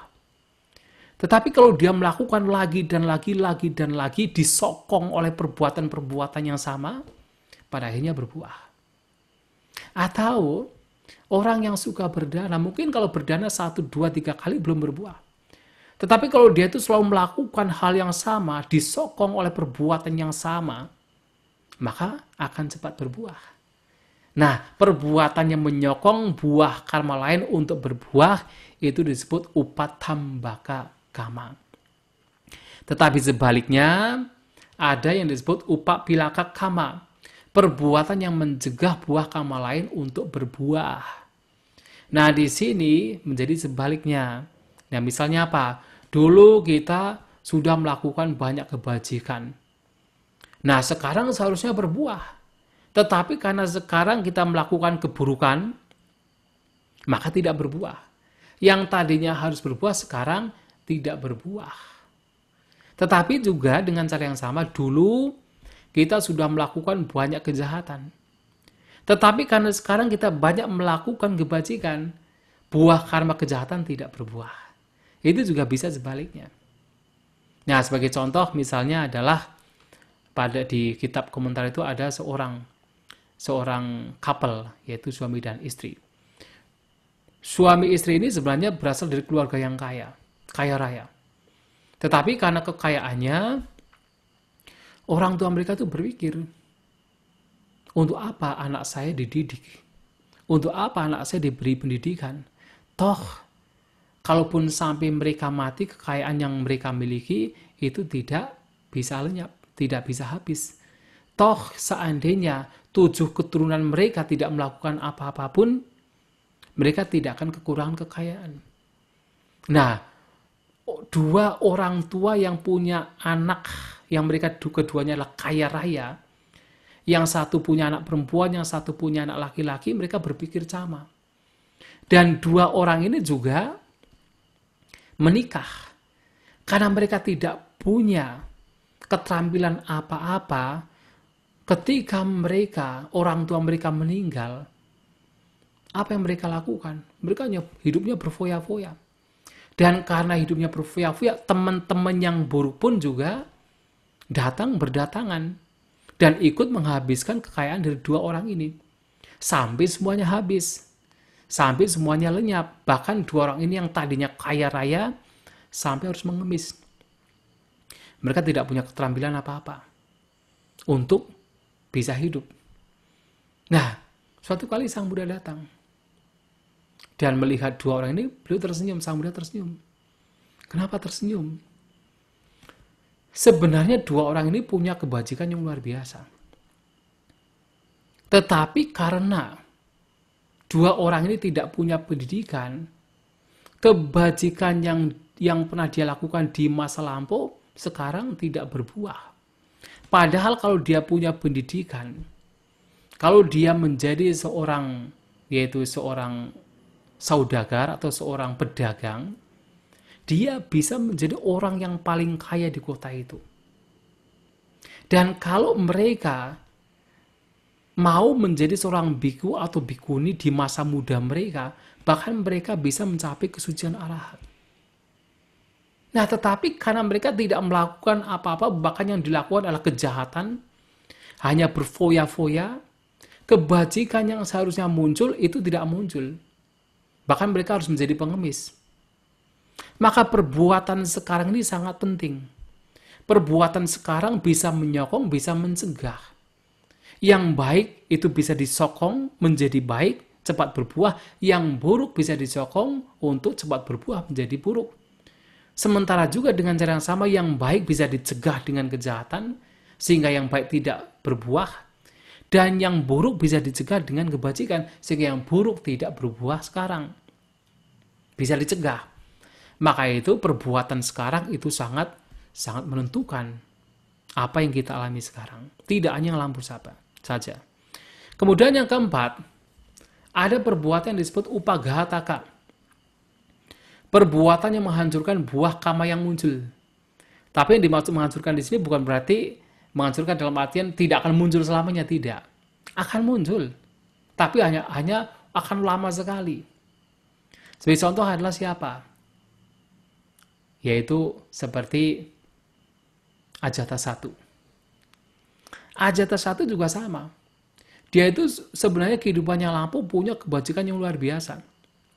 Sehingga dia terlahir sebagai seorang yaitu anak raja, kaya raya, tetapi karena sekarang kehidupan sekarang dia membunuh orang tuanya, membunuh bapaknya, membunuh ayahnya.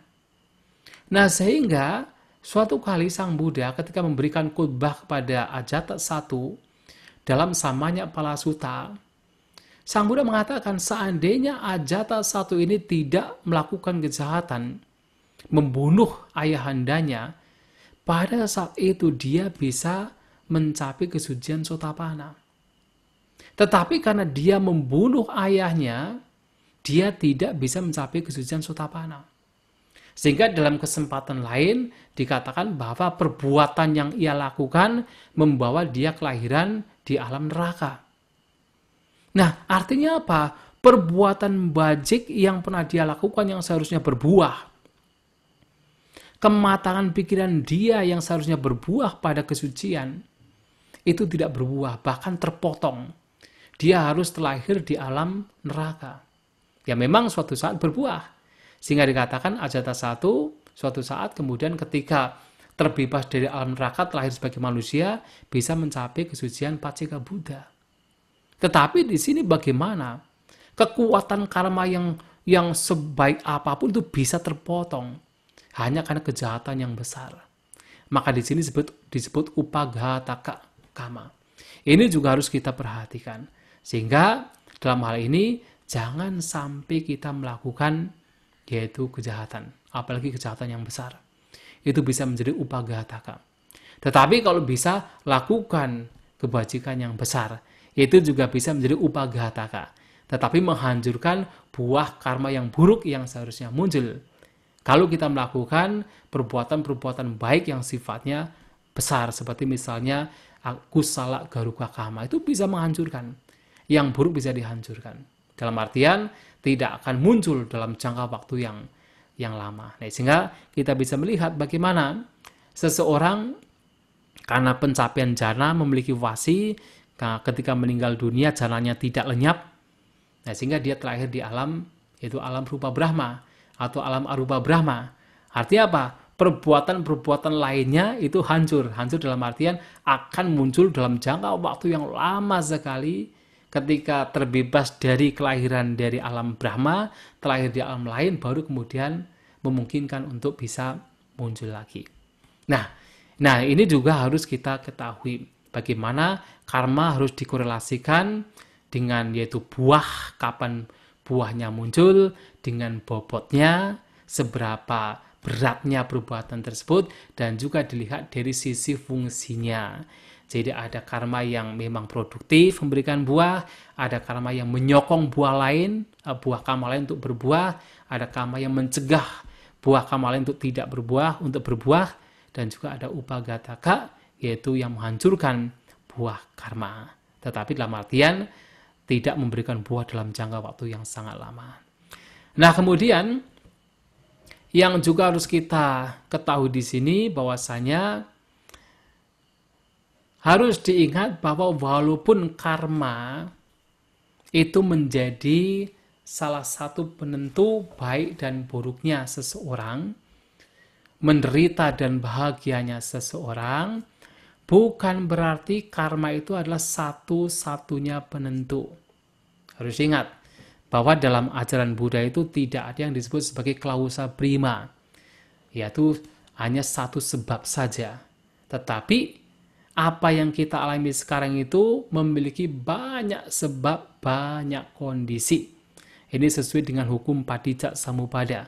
Hukum sebab musabab yang saling bergantungan, bahwasanya satu fenomena muncul dari berbagai kondisi, berbagai sebab. Maka karma itu bukan satu-satunya penyebab yang menyebabkan apakah kita bahagia atau kita menderita. Nah, salah satunya kita bisa melihat di dalam Lonaka Sutta. Bagaimana di sana Sang Buddha mengatakan bahwa cita batin itu juga sangat mempengaruhi bagaimana seseorang mampu merespon buah karma dengan menderita atau dengan bahagia. Itu juga menjadi satu contoh. Ya, sebagai contoh adalah dikatakan di sana bahwasanya ketika garam dimasukkan ke yaitu satu mangkok air, itu akan menjadi asin. Tetapi garam yang sama kalau dilempar ke sungai, apalagi sungai Gangga yang begitu luas, itu tidak memberikan efek yang ya tidak memberikan asin. Ada efeknya tetapi tidak memberikan asin. Nah, demikian pula dua orang yang berbeda dengan kualitas batin yang berbeda mengalami buah karma buruk yang sama, meresponnya akan berbeda. Orang yang batinnya tidak terlatih, citanya tidak terlatih, mendapatkan buah karma buruk tertentu, dia menderita sekali. Tetapi orang yang batinnya terlatih, mendapatkan buah karma buruk yang sama dengan orang yang pertama, dia tidak akan menderita. Nah, di sini bagaimana cita batin juga sangat mempengaruhi. Tidak hanya karma saja, cita juga sangat mempengaruhi. Maka juga kita bisa melihat di dalam Abhidhamma juga bahwa kehidupan makhluk juga dipengaruhi oleh tidak hanya karma, yaitu kamaja, tetapi juga oleh cita, oleh batin, tapi juga oleh utu, oleh iklim, dan juga oleh ahara, oleh makanan. Ya, kita bisa melihat, kalau kita sakit perut, apakah harus karena buah perbuatan kita? Tidak harus.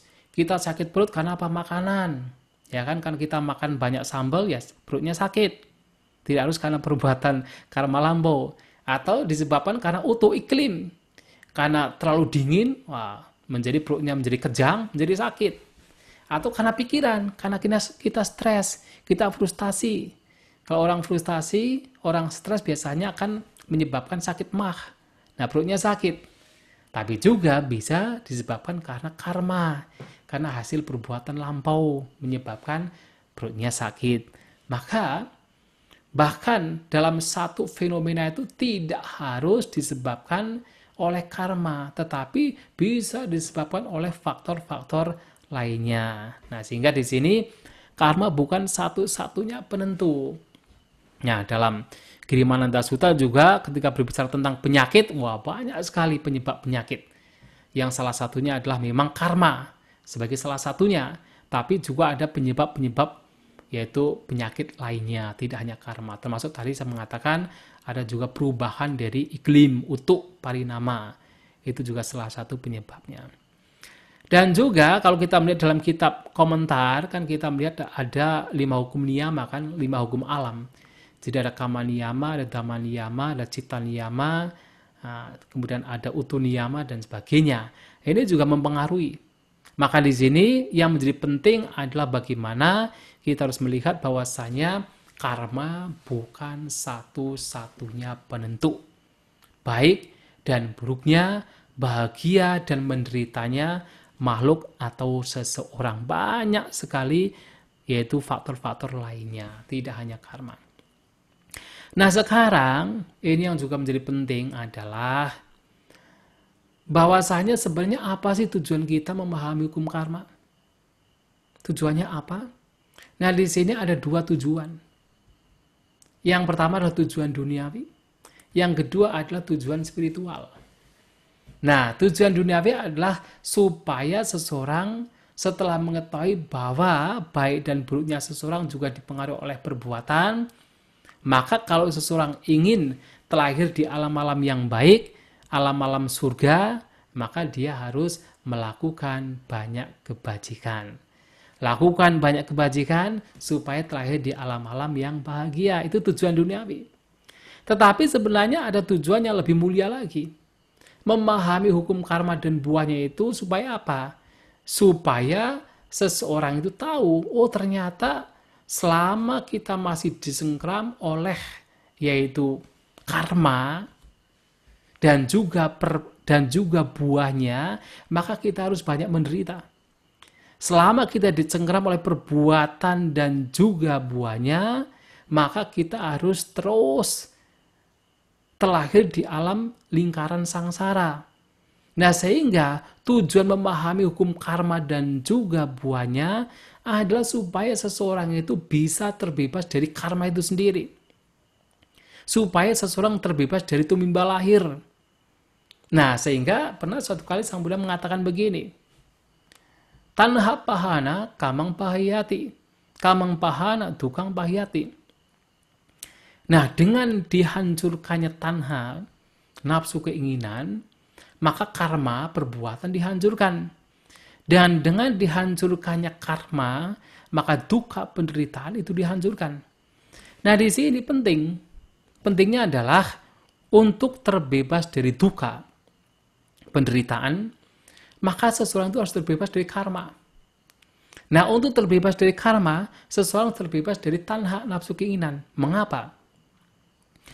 Karena semua perbuatan, apakah itu yang baik atau yang buruk, itu biasanya muncul dari tanha, muncul dari nafsu keinginan. Dan nafsu keinginan yang juga didasari oleh avijja. Maka kalau di dalam Padicca Samuppada, avijja, paccaya, sangkara. Karena ketidaktahuan, tidak tahu mana yang baik, mana yang buruk, tidak tahu 4 kebenaran mulia, seseorang terus melakukan perbuatan. Perbuatan di sini bisa perbuatan baik, bisa perbuatan buruk, bahkan bisa perbuatan yang membawa kepada kelahiran di alam arupa Brahma. Atau disebut aninja sangkara. Ada punya sangkara, perbuatan bajik, yang membawa kepada kelahiran di alam bahagia, termasuk alam rupa Brahma. Ada perbuatan yang disebut, yaitu apunya sangkara, perbuatan yang buruk, membawa pada kelahiran yang menderita, tidak menyenangkan. Ada juga perbuatan yang disebut aninja sangkara, perbuatan yang membawa kepada kelahiran di alam arupa Brahma. Ternyata 3 jenis perbuatan ini disebabkan karena avijja, karena ketidaktahuan. Dan kita tahu, avijja ini juga menjadi penyebab munculnya tanha. Karena ada avijja maka muncul tanha. Dan tanha ini selalu bergandengan dengan karma perbuatan. Maka seorang arahat biasanya disebut bukan karma lagi. Perbuatan mereka yang karena sudah tidak disertai oleh tanha, maka disebut kiriya. Tapi kalau manusia biasa, disebut karma. Karena mau tidak mau masih ada tanha. Walaupun sehalus apapun di situ ada tanha. Nah, sehingga di sini, untuk kita memahami karma, itu tujuan utamanya, terutama tujuan secara spiritual, adalah untuk supaya terbebas dari karma. Terbebas dari karma artinya terbebas dari tumimba lahir. Terbebas dari tumimba lahir artinya terbebas dari duka penderitaan. Maka perbuatan yang harus dilakukan yang membawa kepada lenyapnya duka, lenyapnya karma, atau dalam bahasa Pali disebut kamakayang sangwatati, tidak ada kamang, kamakayang sangwatati adalah perbuatan yang membawa kepada hancurnya perbuatan itu sendiri, tidak lain adalah jalan mulia berunsur 8. Nah, jalan mulia berunsur 8 adalah praktek, adalah perbuatan itu sendiri yang membawa kepada pada akhirnya hancurnya perbuatan, hancurnya karma. Dan itu yang membedakan, boleh dikatakan membedakan antara ajaran Buddha dengan ajaran lain yang mempercayai hukum karma, tetapi justru tujuan Sang Buddha itu tidak sekedar supaya bisa banyak melakukan kebajikan, terlahir di alam surga, alam Brahma, tetapi justru supaya seseorang mampu melihat bahaya karma, bahaya tumimba lahir, bahaya duka yang harus dihadapi selama seseorang mengalami tumimba lahir. Ya. Sehingga sekali lagi bahwa tujuan kita memahami karma adalah untuk terbebas dari lingkaran karma. Ya, di sini ada beberapa hal yang menjadi, ya, katakan bukti bahwa kenapa kita harus terbebas dari karma. Ini ada salah satu keterkaitan, yaitu kita harus memahami keterkaitan antara winyana, tanha, dan karma. Bahwasanya Sang Buddha pernah mengatakan bahwa kalau supaya bibit itu tumbuh berkembang, membutuhkan dua hal, yaitu membutuhkan tanah dan juga air. Bibit ditaruh di tanah, kemudian disiram dengan air, baru bisa kemudian akan tumbuh, akan bersemi dan berkembang. Nah, demikian pula di sini winyana itu dikatakan sebagai bibit. Tanha itu adalah air, sedangkan karma adalah tanah. Nah, winyana sebagai bibit akan terus mengalami keberlanjutan, akan terus berkembang, berlanjut dari satu kehidupan lainnya, walaupun winyana itu bukan sebuah entitas yang muncul nyap, tetapi berkesinambungan dari satu kehidupan lainnya, itu disokong oleh dua hal. Disokong oleh perbuatan dan juga oleh tanha, nafsu, keinginan. Perbuatan adalah perbuatan, tanha adalah karma, perbuatan adalah tanahnya, sedangkan tanha adalah airnya. Perbuatan yang disertai oleh tanha. Perbuatan yang disertai oleh tanha inilah yang terus membawa seseorang dilahirkan dari satu kehidupan ke kehidupan lainnya. Nah, sehingga ketika seseorang ingin terbebas dari karma, terbebas dari keberlanjutan, terbebas dari yaitu lingkaran tumbuh lahir, maka tanha itu harus dilenyapkan. Nah, bagaimana kita melenyapkan? Harus kita dengan cara mengembangkan praktek-praktek yang mengarah pada lenyapnya perbuatan. Yang tadi saya sebutkan kama kayang sangwatati. Dan bagaimana? Yaitu dengan mempraktekkan jalan mulia berunsur 8. Dan juga tentunya ya keseluruhan dari 37 faktor pencerahan Bodhipakya Dhamma yang di dalamnya ada jalan mulia berunsur 8 adalah praktek atau jalan yang membawa kepada lenyapnya tanha, lenyapnya karma, dan membawa kepada pembebasan. Dan itulah yang sebenarnya juga menjadi penting dan sangat penting ketika kita mencoba untuk memahami hukum karma. Bahwasanya kita memahami hukum karma sebagai tujuan akhirnya adalah untuk terbebas dari karma itu sendiri. Terbebas dari karma, terbebas dari duka, dari penderitaan. Ya, dengan demikian, kalau memang seseorang dikatakan terbebas dari karma, maka dia disebut sebagai seorang arahanta, yang juga dikatakan sebagai orang yang telah menghancurkan semua bibit. Kinna bija. Ya, salah satu pernyataan yang diucapkan Sang Buddha di dalam Ratana Sutta, bahwa seorang arahat dikatakan sebagai kinna bija, yang bibitnya telah dihancurkan. Ya, jadi artinya kesadarannya telah dihancurkan, winyana nirodha. Jadi sudah mengalami pelenyapan winyana. Ya, itulah yang ingin saya sampaikan pada kesempatan malam hari ini. Semoga pembahasan bisa dipahami, bisa dimengerti, dan memberikan manfaat bagi kita ketika berbicara tentang hukum karma. Sabe sata bawantu sukitata. Semoga semua makhluk berbahagia. Satu. Ya. Terima kasih, Bante. Ya, silakan Terima saya kasih. kembalikan kepada moderator. Ya. Untuk selanjutnya, kita akan masuk ke sesi tanya-jawab. Untuk tanya-jawab sesuai dengan kesepakatan kita utamakan yang resen ya. Sudah ada beberapa orang, kita mulai dari Davina Sanjaya ya. Nama budaya Bante. Selamat Ya. malam. Tolong Saya ingin di bertanya spotlight. saya ingin bertanya dua hal. Yang pertama, Bante, saya ingin bertanya kalau misalnya seseorang terlahir ke alam neraka begitu, Bante. Di sana kan banyak penderitaan.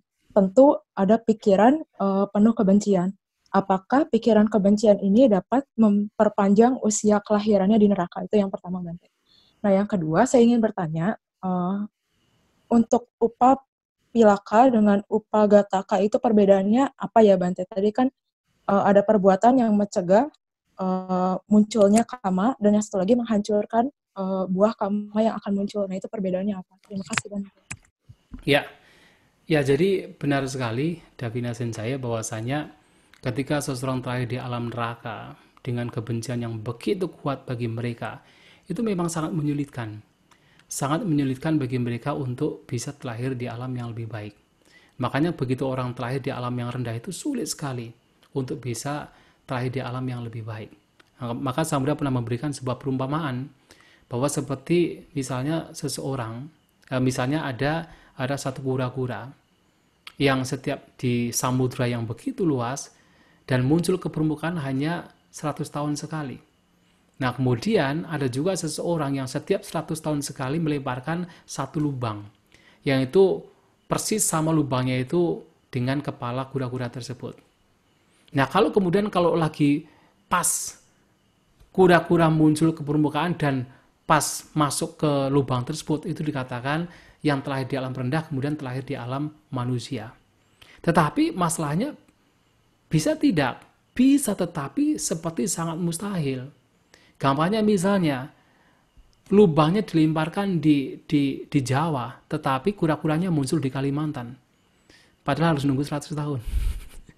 Jadi sangat sulit untuk bisa terlahir di alam yang lebih tinggi ketika sudah terlahir di alam neraka. Tetapi bukan berarti tidak mungkin, masih mungkin, tetapi sangat sulit.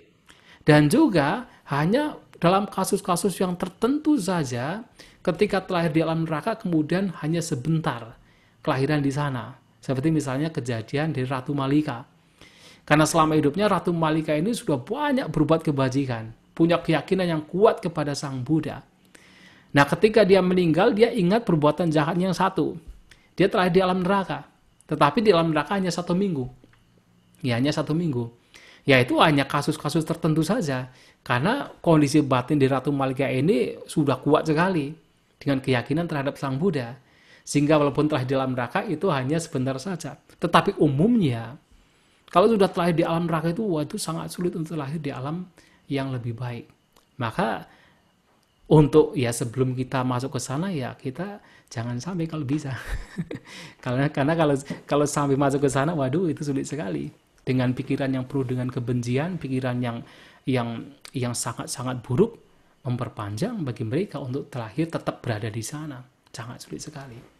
Nah, itu yang pertama. Kemudian yang kedua, perbedaannya itu sebenarnya tidak begitu besar. Hanya saja kalau yang upak palika itu sifatnya sekedar yaitu mencegah dalam artian tidak lama. Tetapi yang dimaksud dan upaghataka yang menghancurkan di sini itu dikatakan menghancurkan sebenarnya tidak menghancurkan kemudian lenyap, tidak. Tetapi lebih kepada bahwa perbuatan yang dia lakukan itu akan membawa dampak yang begitu kuat sehingga perbuatan lampu yang seharusnya berbuah itu akan berbuah dalam kehidupan yang lama sekali. Seperti misalnya yang tadi saya katakan, misalnya Ajata 1. Ajata 1 itu sudah banyak berbuat kebajikan di masa lampau.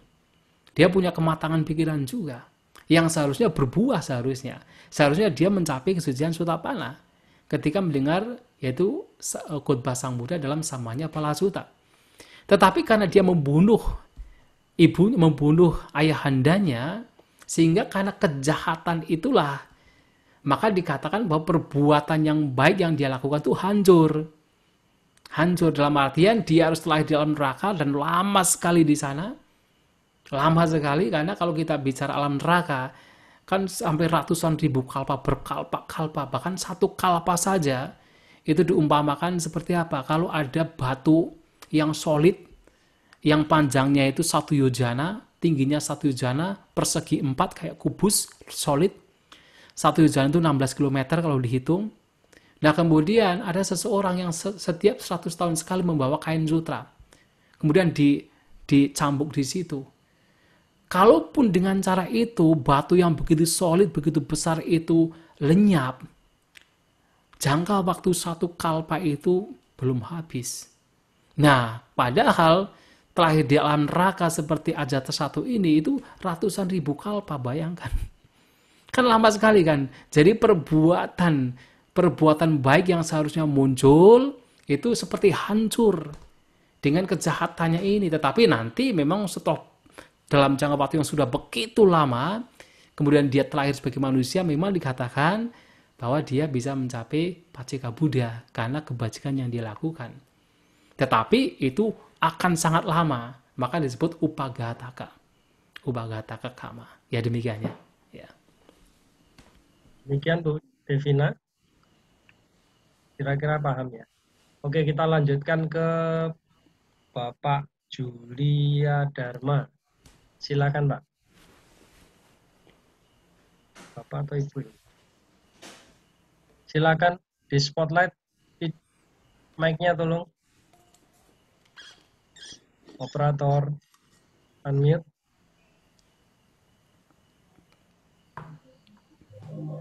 Ya, silakan, Pak.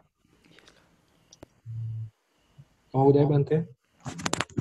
Silakan, Pak. Ya.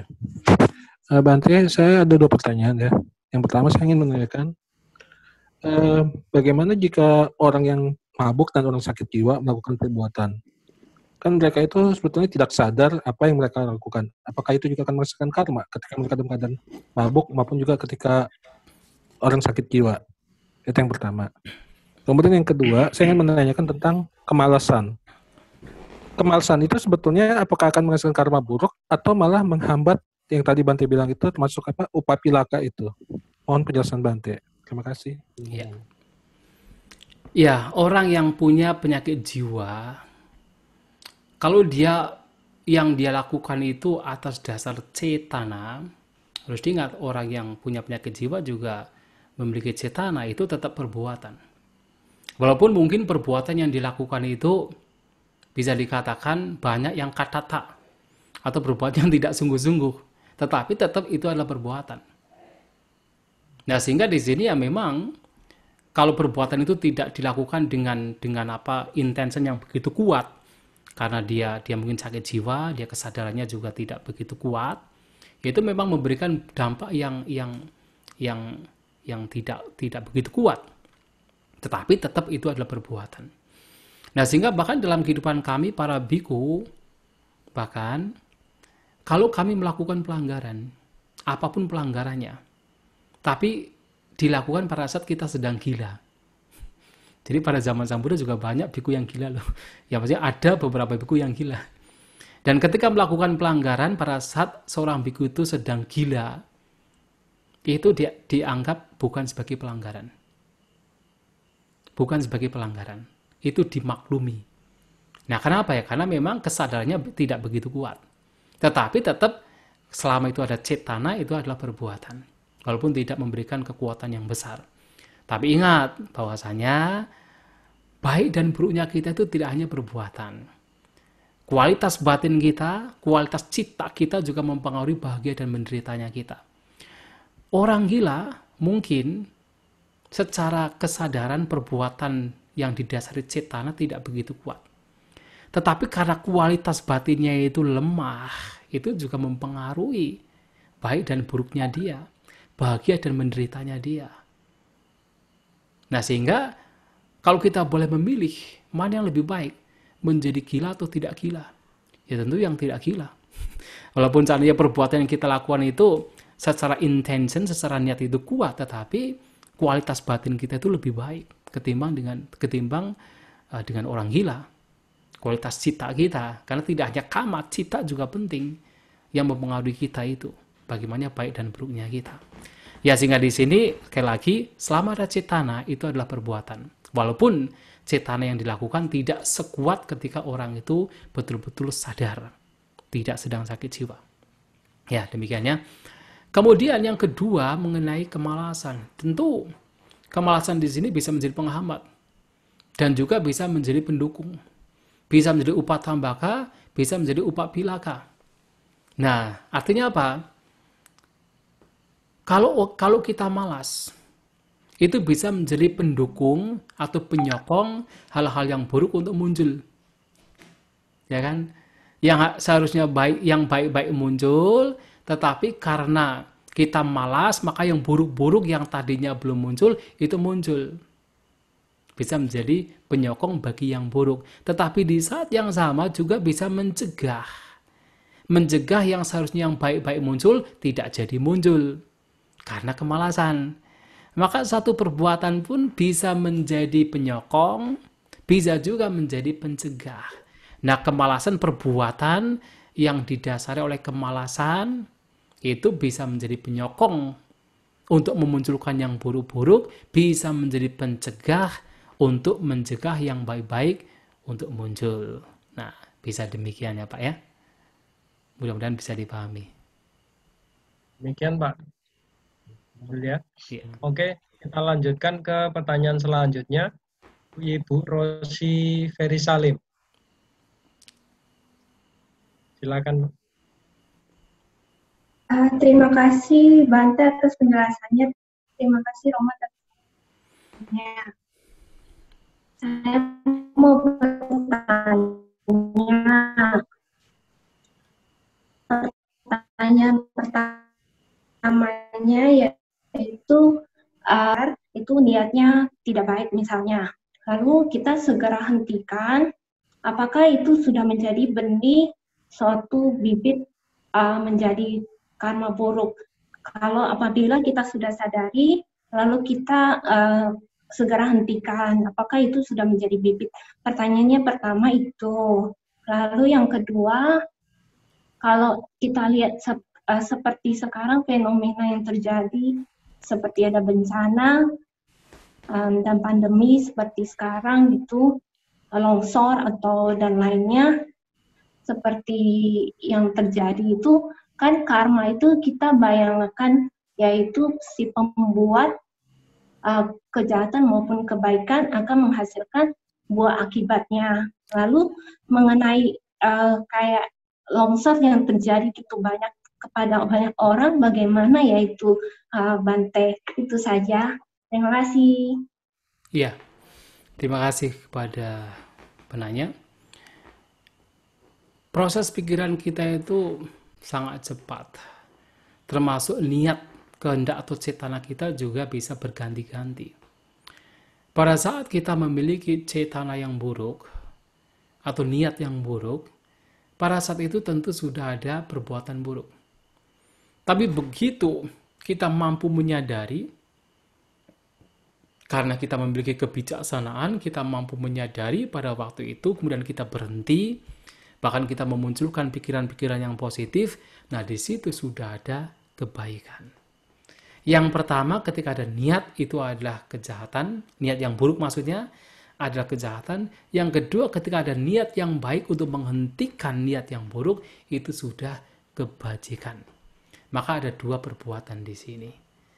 Nah, jadi demikian. Kemudian berkaitan dengan kejadian seperti sekarang ada pandemi, ada longsor yang bisa melewaskan banyak orang gitu kan. Apa kaitannya dengan karma? Bisa berkaitan tapi juga bisa tidak berkaitan. Karena sekali lagi bahwa karma bukan satu-satunya penentu mengapa kehidupan ya kita mengalami baik dan buruk, kita mengalami bahagia dan menderita, bukan satu-satunya penentu. Dan kalaupun kemudian ada campur tangan karma di situ, ya memang bisa terjadi. Kenapa ketika ada kelongsoran kemudian banyak meninggal? Bisa juga memang karena perbuatan mereka yang sama, kemudian mereka mendapatkan buah yang sama. Karena harus diingat bahwasanya dalam Buddhis juga ada istilah hukum dhatu, hukum unsur.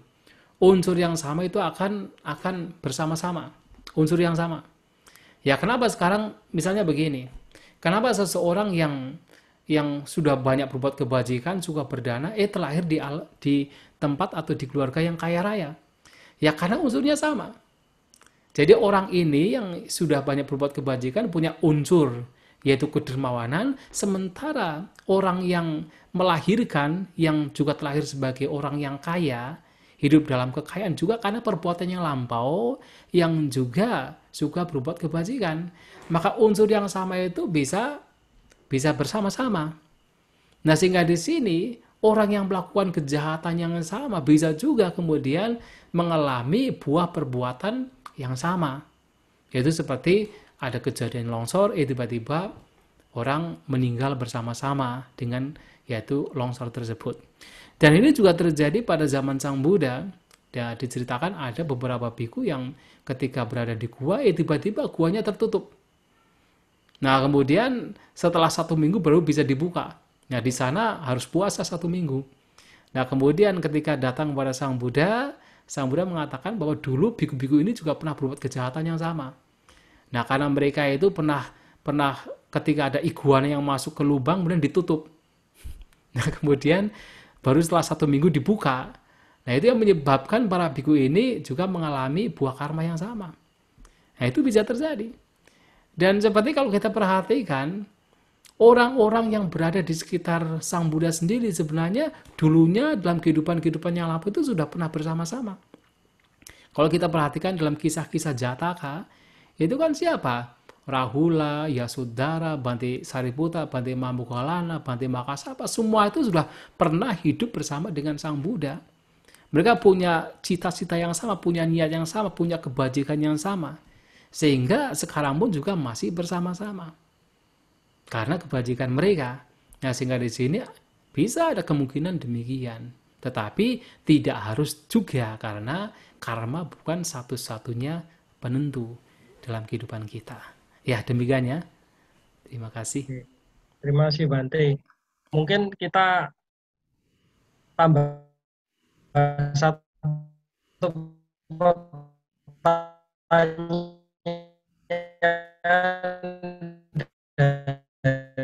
dari chat ya. Operator ada nggak yang di chat ya? Pertanyaan terakhir. Saya pernah membaca bahwa dalam pandangan Buddhism, seseorang dalam kehidupan ini menjadi LGBT masa lampau. Pertanyaannya, jika memang demikian, apa yang harus dilakukan orang tersebut pada kehidupan sekarang? Apakah dalam Tipitaka ada yang membahas mengenai LGBTQ? Bisa diulangi, soalnya saya tidak begitu jelas pertanyaan tadi. Tadi Tolong agak diulang. Nah, ini, saya pernah membaca bahwa dalam pandangan Buddhism, seseorang yang dalam kehidupan ini menjadi lesbian, gay, biseksual, transgender, queer adalah buah karma dari kehidupan masa lampau. Pertanyaannya, apa yang harus dilakukan orang tersebut pada kehidupan sekarang? Apakah dalam Tipitaka ada membahas mengenai LGBT ini? Iya. Ya, tentu orang memiliki kecenderungan demikian itu juga ya disebabkan oleh banyak hal sebenarnya. Artinya ya salah satunya memang karma, tetapi lebih kepada pikiran. Ya, diawali dari pikiran. Karena kalau kita perhatikan sekarang memang ya ada orang-orang yang demikian pertama karena mungkin karena karma lampau. Karena perbuatan-perbuatan yang lampau yang pernah dilakukan sehingga menyebabkan kecenderungan yang lampau juga masih terasa sekarang. Ada juga yang disebabkan karena apa? Mungkin ketika masa kecil itu ada misalnya sexual abuse misalnya kan, karena ada kekerasan seksual misalnya, kemudian menyebabkan dia ya misalnya ini hanya satu contoh ya, misalnya tidak menyukai yaitu beda jenis tapi menyukai sesama jenis karena ada kekerasan seksual. Bisa juga demikian, trauma pikiran. Ada juga karena asosiasi. Ya, asosiasi misalnya terbiasa dengan berasosiasi dengan ya, orang yang demikian, kemudian bisa juga kemudian habitnya juga bisa terbawa. Itu juga bisa terjadi, banyak hal yang bisa membawa kepada orang menjadi demikian. Nah, di dalam Tipitaka apakah ada? Ya, kasus itu juga ada juga dalam Tipitaka. Ya, jadi seperti di dalam salah satu cerita di dalam Therigatha, itu ada seorang perempuan, seorang wanita. Nah, ceritanya begini. Nah, wanita ini padahal dia cantik, keluarga juga dari keluarga yang cukup kaya. Tetapi kemudian ketika menikah dengan seorang pria, itu tidak akan bertahan lama. Tidak akan bertahan lama. Bahkan suatu saat kemudian ada seorang pertapa, bukan biku, seorang pertapa. Nah, kemudian diminta sama orang tua perempuan ini untuk menikahi anaknya. Mau, karena anaknya cantik. Tapi baru beberapa hari juga tidak bertahan. Nah, setiap kali ada perceraian, kemudian wanita ini bertanya, apa salah saya itu apa? Kenapa kok tidak bertahan? Nah, ini suami-suami ini mengatakan tidak ada salahnya, hanya saja kok saya tidak merasa nyaman saja dengan Anda untuk hidup bersama gitu kan. Nah, akhirnya karena sudah demikian, sudah merasa jengah dengan hidupnya, hanya dia meminta kepada orang tuanya untuk sudahlah saja dibikuni saja. Orang tuanya juga mengizinkan, akhirnya menjadi bikuni. Nah, ketika menjadi bikuni dengan usahanya yang keras, kemudian dia akhirnya mencapai kesucian arahat. Nah, setelah mencapai kesucian arahat, dia itu punya kemampuan untuk mengingat kehidupan yang lampau. Ternyata, mengapa hal itu bisa terjadi pada dia? Dulu dalam kehidupannya lampau sekali, dia pernah menjadi seorang pria yang sebenarnya tampan, kaya raya, tapi dia suka main perempuan. Nah, karena dia suka main perempuan, suka menghancurkan rumah tangga orang lain, akhirnya sebagai dampaknya dia terlahir di alam yang tidak baik, yang di alam menderita. Nah, kemudian dalam kehidupan selanjutnya pernah dia terlahir sebagai seorang yang disebut napusangka. Napusangka itu yaitu tadi yang tidak jelas kelaminnya gitu kan, bukan wanita, bukan pria gitu. Nah, kemudian juga pernah terlahir sebagai binatang, sebagai sapi yang juga pernah dikebiri. Pernah juga jadi sapi juga yang tidak mempunyai kelamin yang jelas. Nah, pernah jadi manusia juga demikian. Jadi dalam kelahiran selanjutnya pernah mengalami hal-hal yang sifatnya seperti itu. Nah, tetapi kemudian dia kelahiran sekarang menjadi seorang wanita, buah karmanya masih terasa, tetapi ya dia beruntung menjadi seorang bikuni kemudian mencapai kesucian arahat. Nah, maka memang ada kalanya demikian ini juga disebabkan karena karma lampau. Tetapi kalaupun misalnya itu terjadi pada seseorang, jangan pesimis, karena dengan perbuatan kita, kalau kita punya usaha, itu bisa berubah. Itu bisa berubah. Kita banyak melakukan kebajikan, banyak melakukan meditasi, bisa berubah. Hal yang buruk pasti bisa diubah. Ya, sehingga kalaupun itu terjadi juga tidak usah pesimis. Karena apa? Karena sebenarnya kalau kita berbicara tentang LGBT, sebenarnya kan orientasinya kan selalu berbicara tentang seksual. Kalau kita bicara tentang seksual, sebenarnya tidak akan berbeda jauh dengan orang yang tidak ya boleh dikatakan tidak di dalam ranah LGBT. Orang yang mengatakan dirinya normal, orang yang menyukai beda jenis, misalnya pria dengan wanita, wanita dengan pria, itu sebenarnya ya kalau kita bicara tentang keinginan, tentang tanha itu sama-sama. Sama-sama yang menyebabkan apa? Kelahiran kembali. Hanya bedanya tesnya berbeda, hanya bedanya adalah apa? Kecenderungannya berbeda. Yang satunya misalnya menyukai sesama jenis, yang satunya menyukai beda jenis, yang umumnya menyukai beda jenis, yang sedikit menyukai sesama jenis, tetapi sama-sama tanha, sama-sama bahayanya, sama-sama yang menyebabkan kelahiran kembali. Nah, ini yang harus dipotong. Apakah yang menyukai sesama jenis atau yang menyukai beda jenis, tanha ini yang menjadi penyebab orang terus mengalami duka penderitaan, ini yang harus dipotong. Makanya apapun itu, yaitu kecenderungan demikian, itu memang yang menjadi penyebab. Apakah itu disebabkan oleh karena karma-karma lampau atau karena kebiasaan sekarang? Karena sekali lagi karma lampau bukan satu-satunya, kebiasaan sekarang, karma sekarang pun juga bisa menjadi penyebab. Yang seperti tadi saya katakan, mungkin ada trauma atau karena kebiasaan berasosiasi. Nah, kemudian menyebabkan orang mempunyai kecenderungan yang berbeda. Nah, itu juga menjadi penyebab mengapa kita terus dilahirkan. Nah, sehingga ya sebenarnya ini pembicaraan yang di dalam mungkin dalam kepercayaan lain agak sedikit tabu, tapi dalam Buddhis ya sebenarnya ini yang terjadi. Yang terjadi adalah ya memang mau tidak mau kecenderungan demikiannya disebabkan oleh tanha. Dan itu tidak berbeda ketika orang punya kecenderungan menyukai berbeda jenis. Laki dengan perempuan, perempuan dengan laki-laki, itu sama saja, itu juga tanha juga, sama-sama bahayanya, sama-sama buruknya, sama-sama yang menjadi penyebab terus mengalami duka penderitaan, mengalami kelahiran. Dan itu disebabkan oleh apa? Disebabkan oleh kecenderungan masa lampau, oleh kecenderungan sekarang. Banyak hal yang menyebabkan hal itu. Ya demikian ya. Ya, terima kasih. Terima kasih Bante. Ya. Mohon bertanya Bante. Ya. Ini kan pertanyaan masih banyak. Sedangkan waktunya kan sudah habis. Mm-mm. Apakah Bante berkenan untuk menjawab secara tertulis, Bante? Tertulis, gitu ya. Iya. Kalau ditanyakan sekarang nggak apa-apa sebenarnya sih. Kalau memang yang lain-lain masih mau bertanya. Kita sepakat jam 9 berhenti, Bante. Jam 9 ya. Oh iya, ya Ya, udah tertulis nggak karena apa-apa. ada yang di LA katanya pagi-pagi ini sudah. Oh iya, baik. Nanti ini aja, biasanya kalau tertulis kan panjang. Nanti pokoknya kalau ada WA, nanti bisa menggunakan suara, nanti bisa. Oh, begitu, Bante. Iya, lebih baik begitu. Kalau menggunakan WA ya, tapi kalau menggunakan tulisan ya bisa juga. Ya.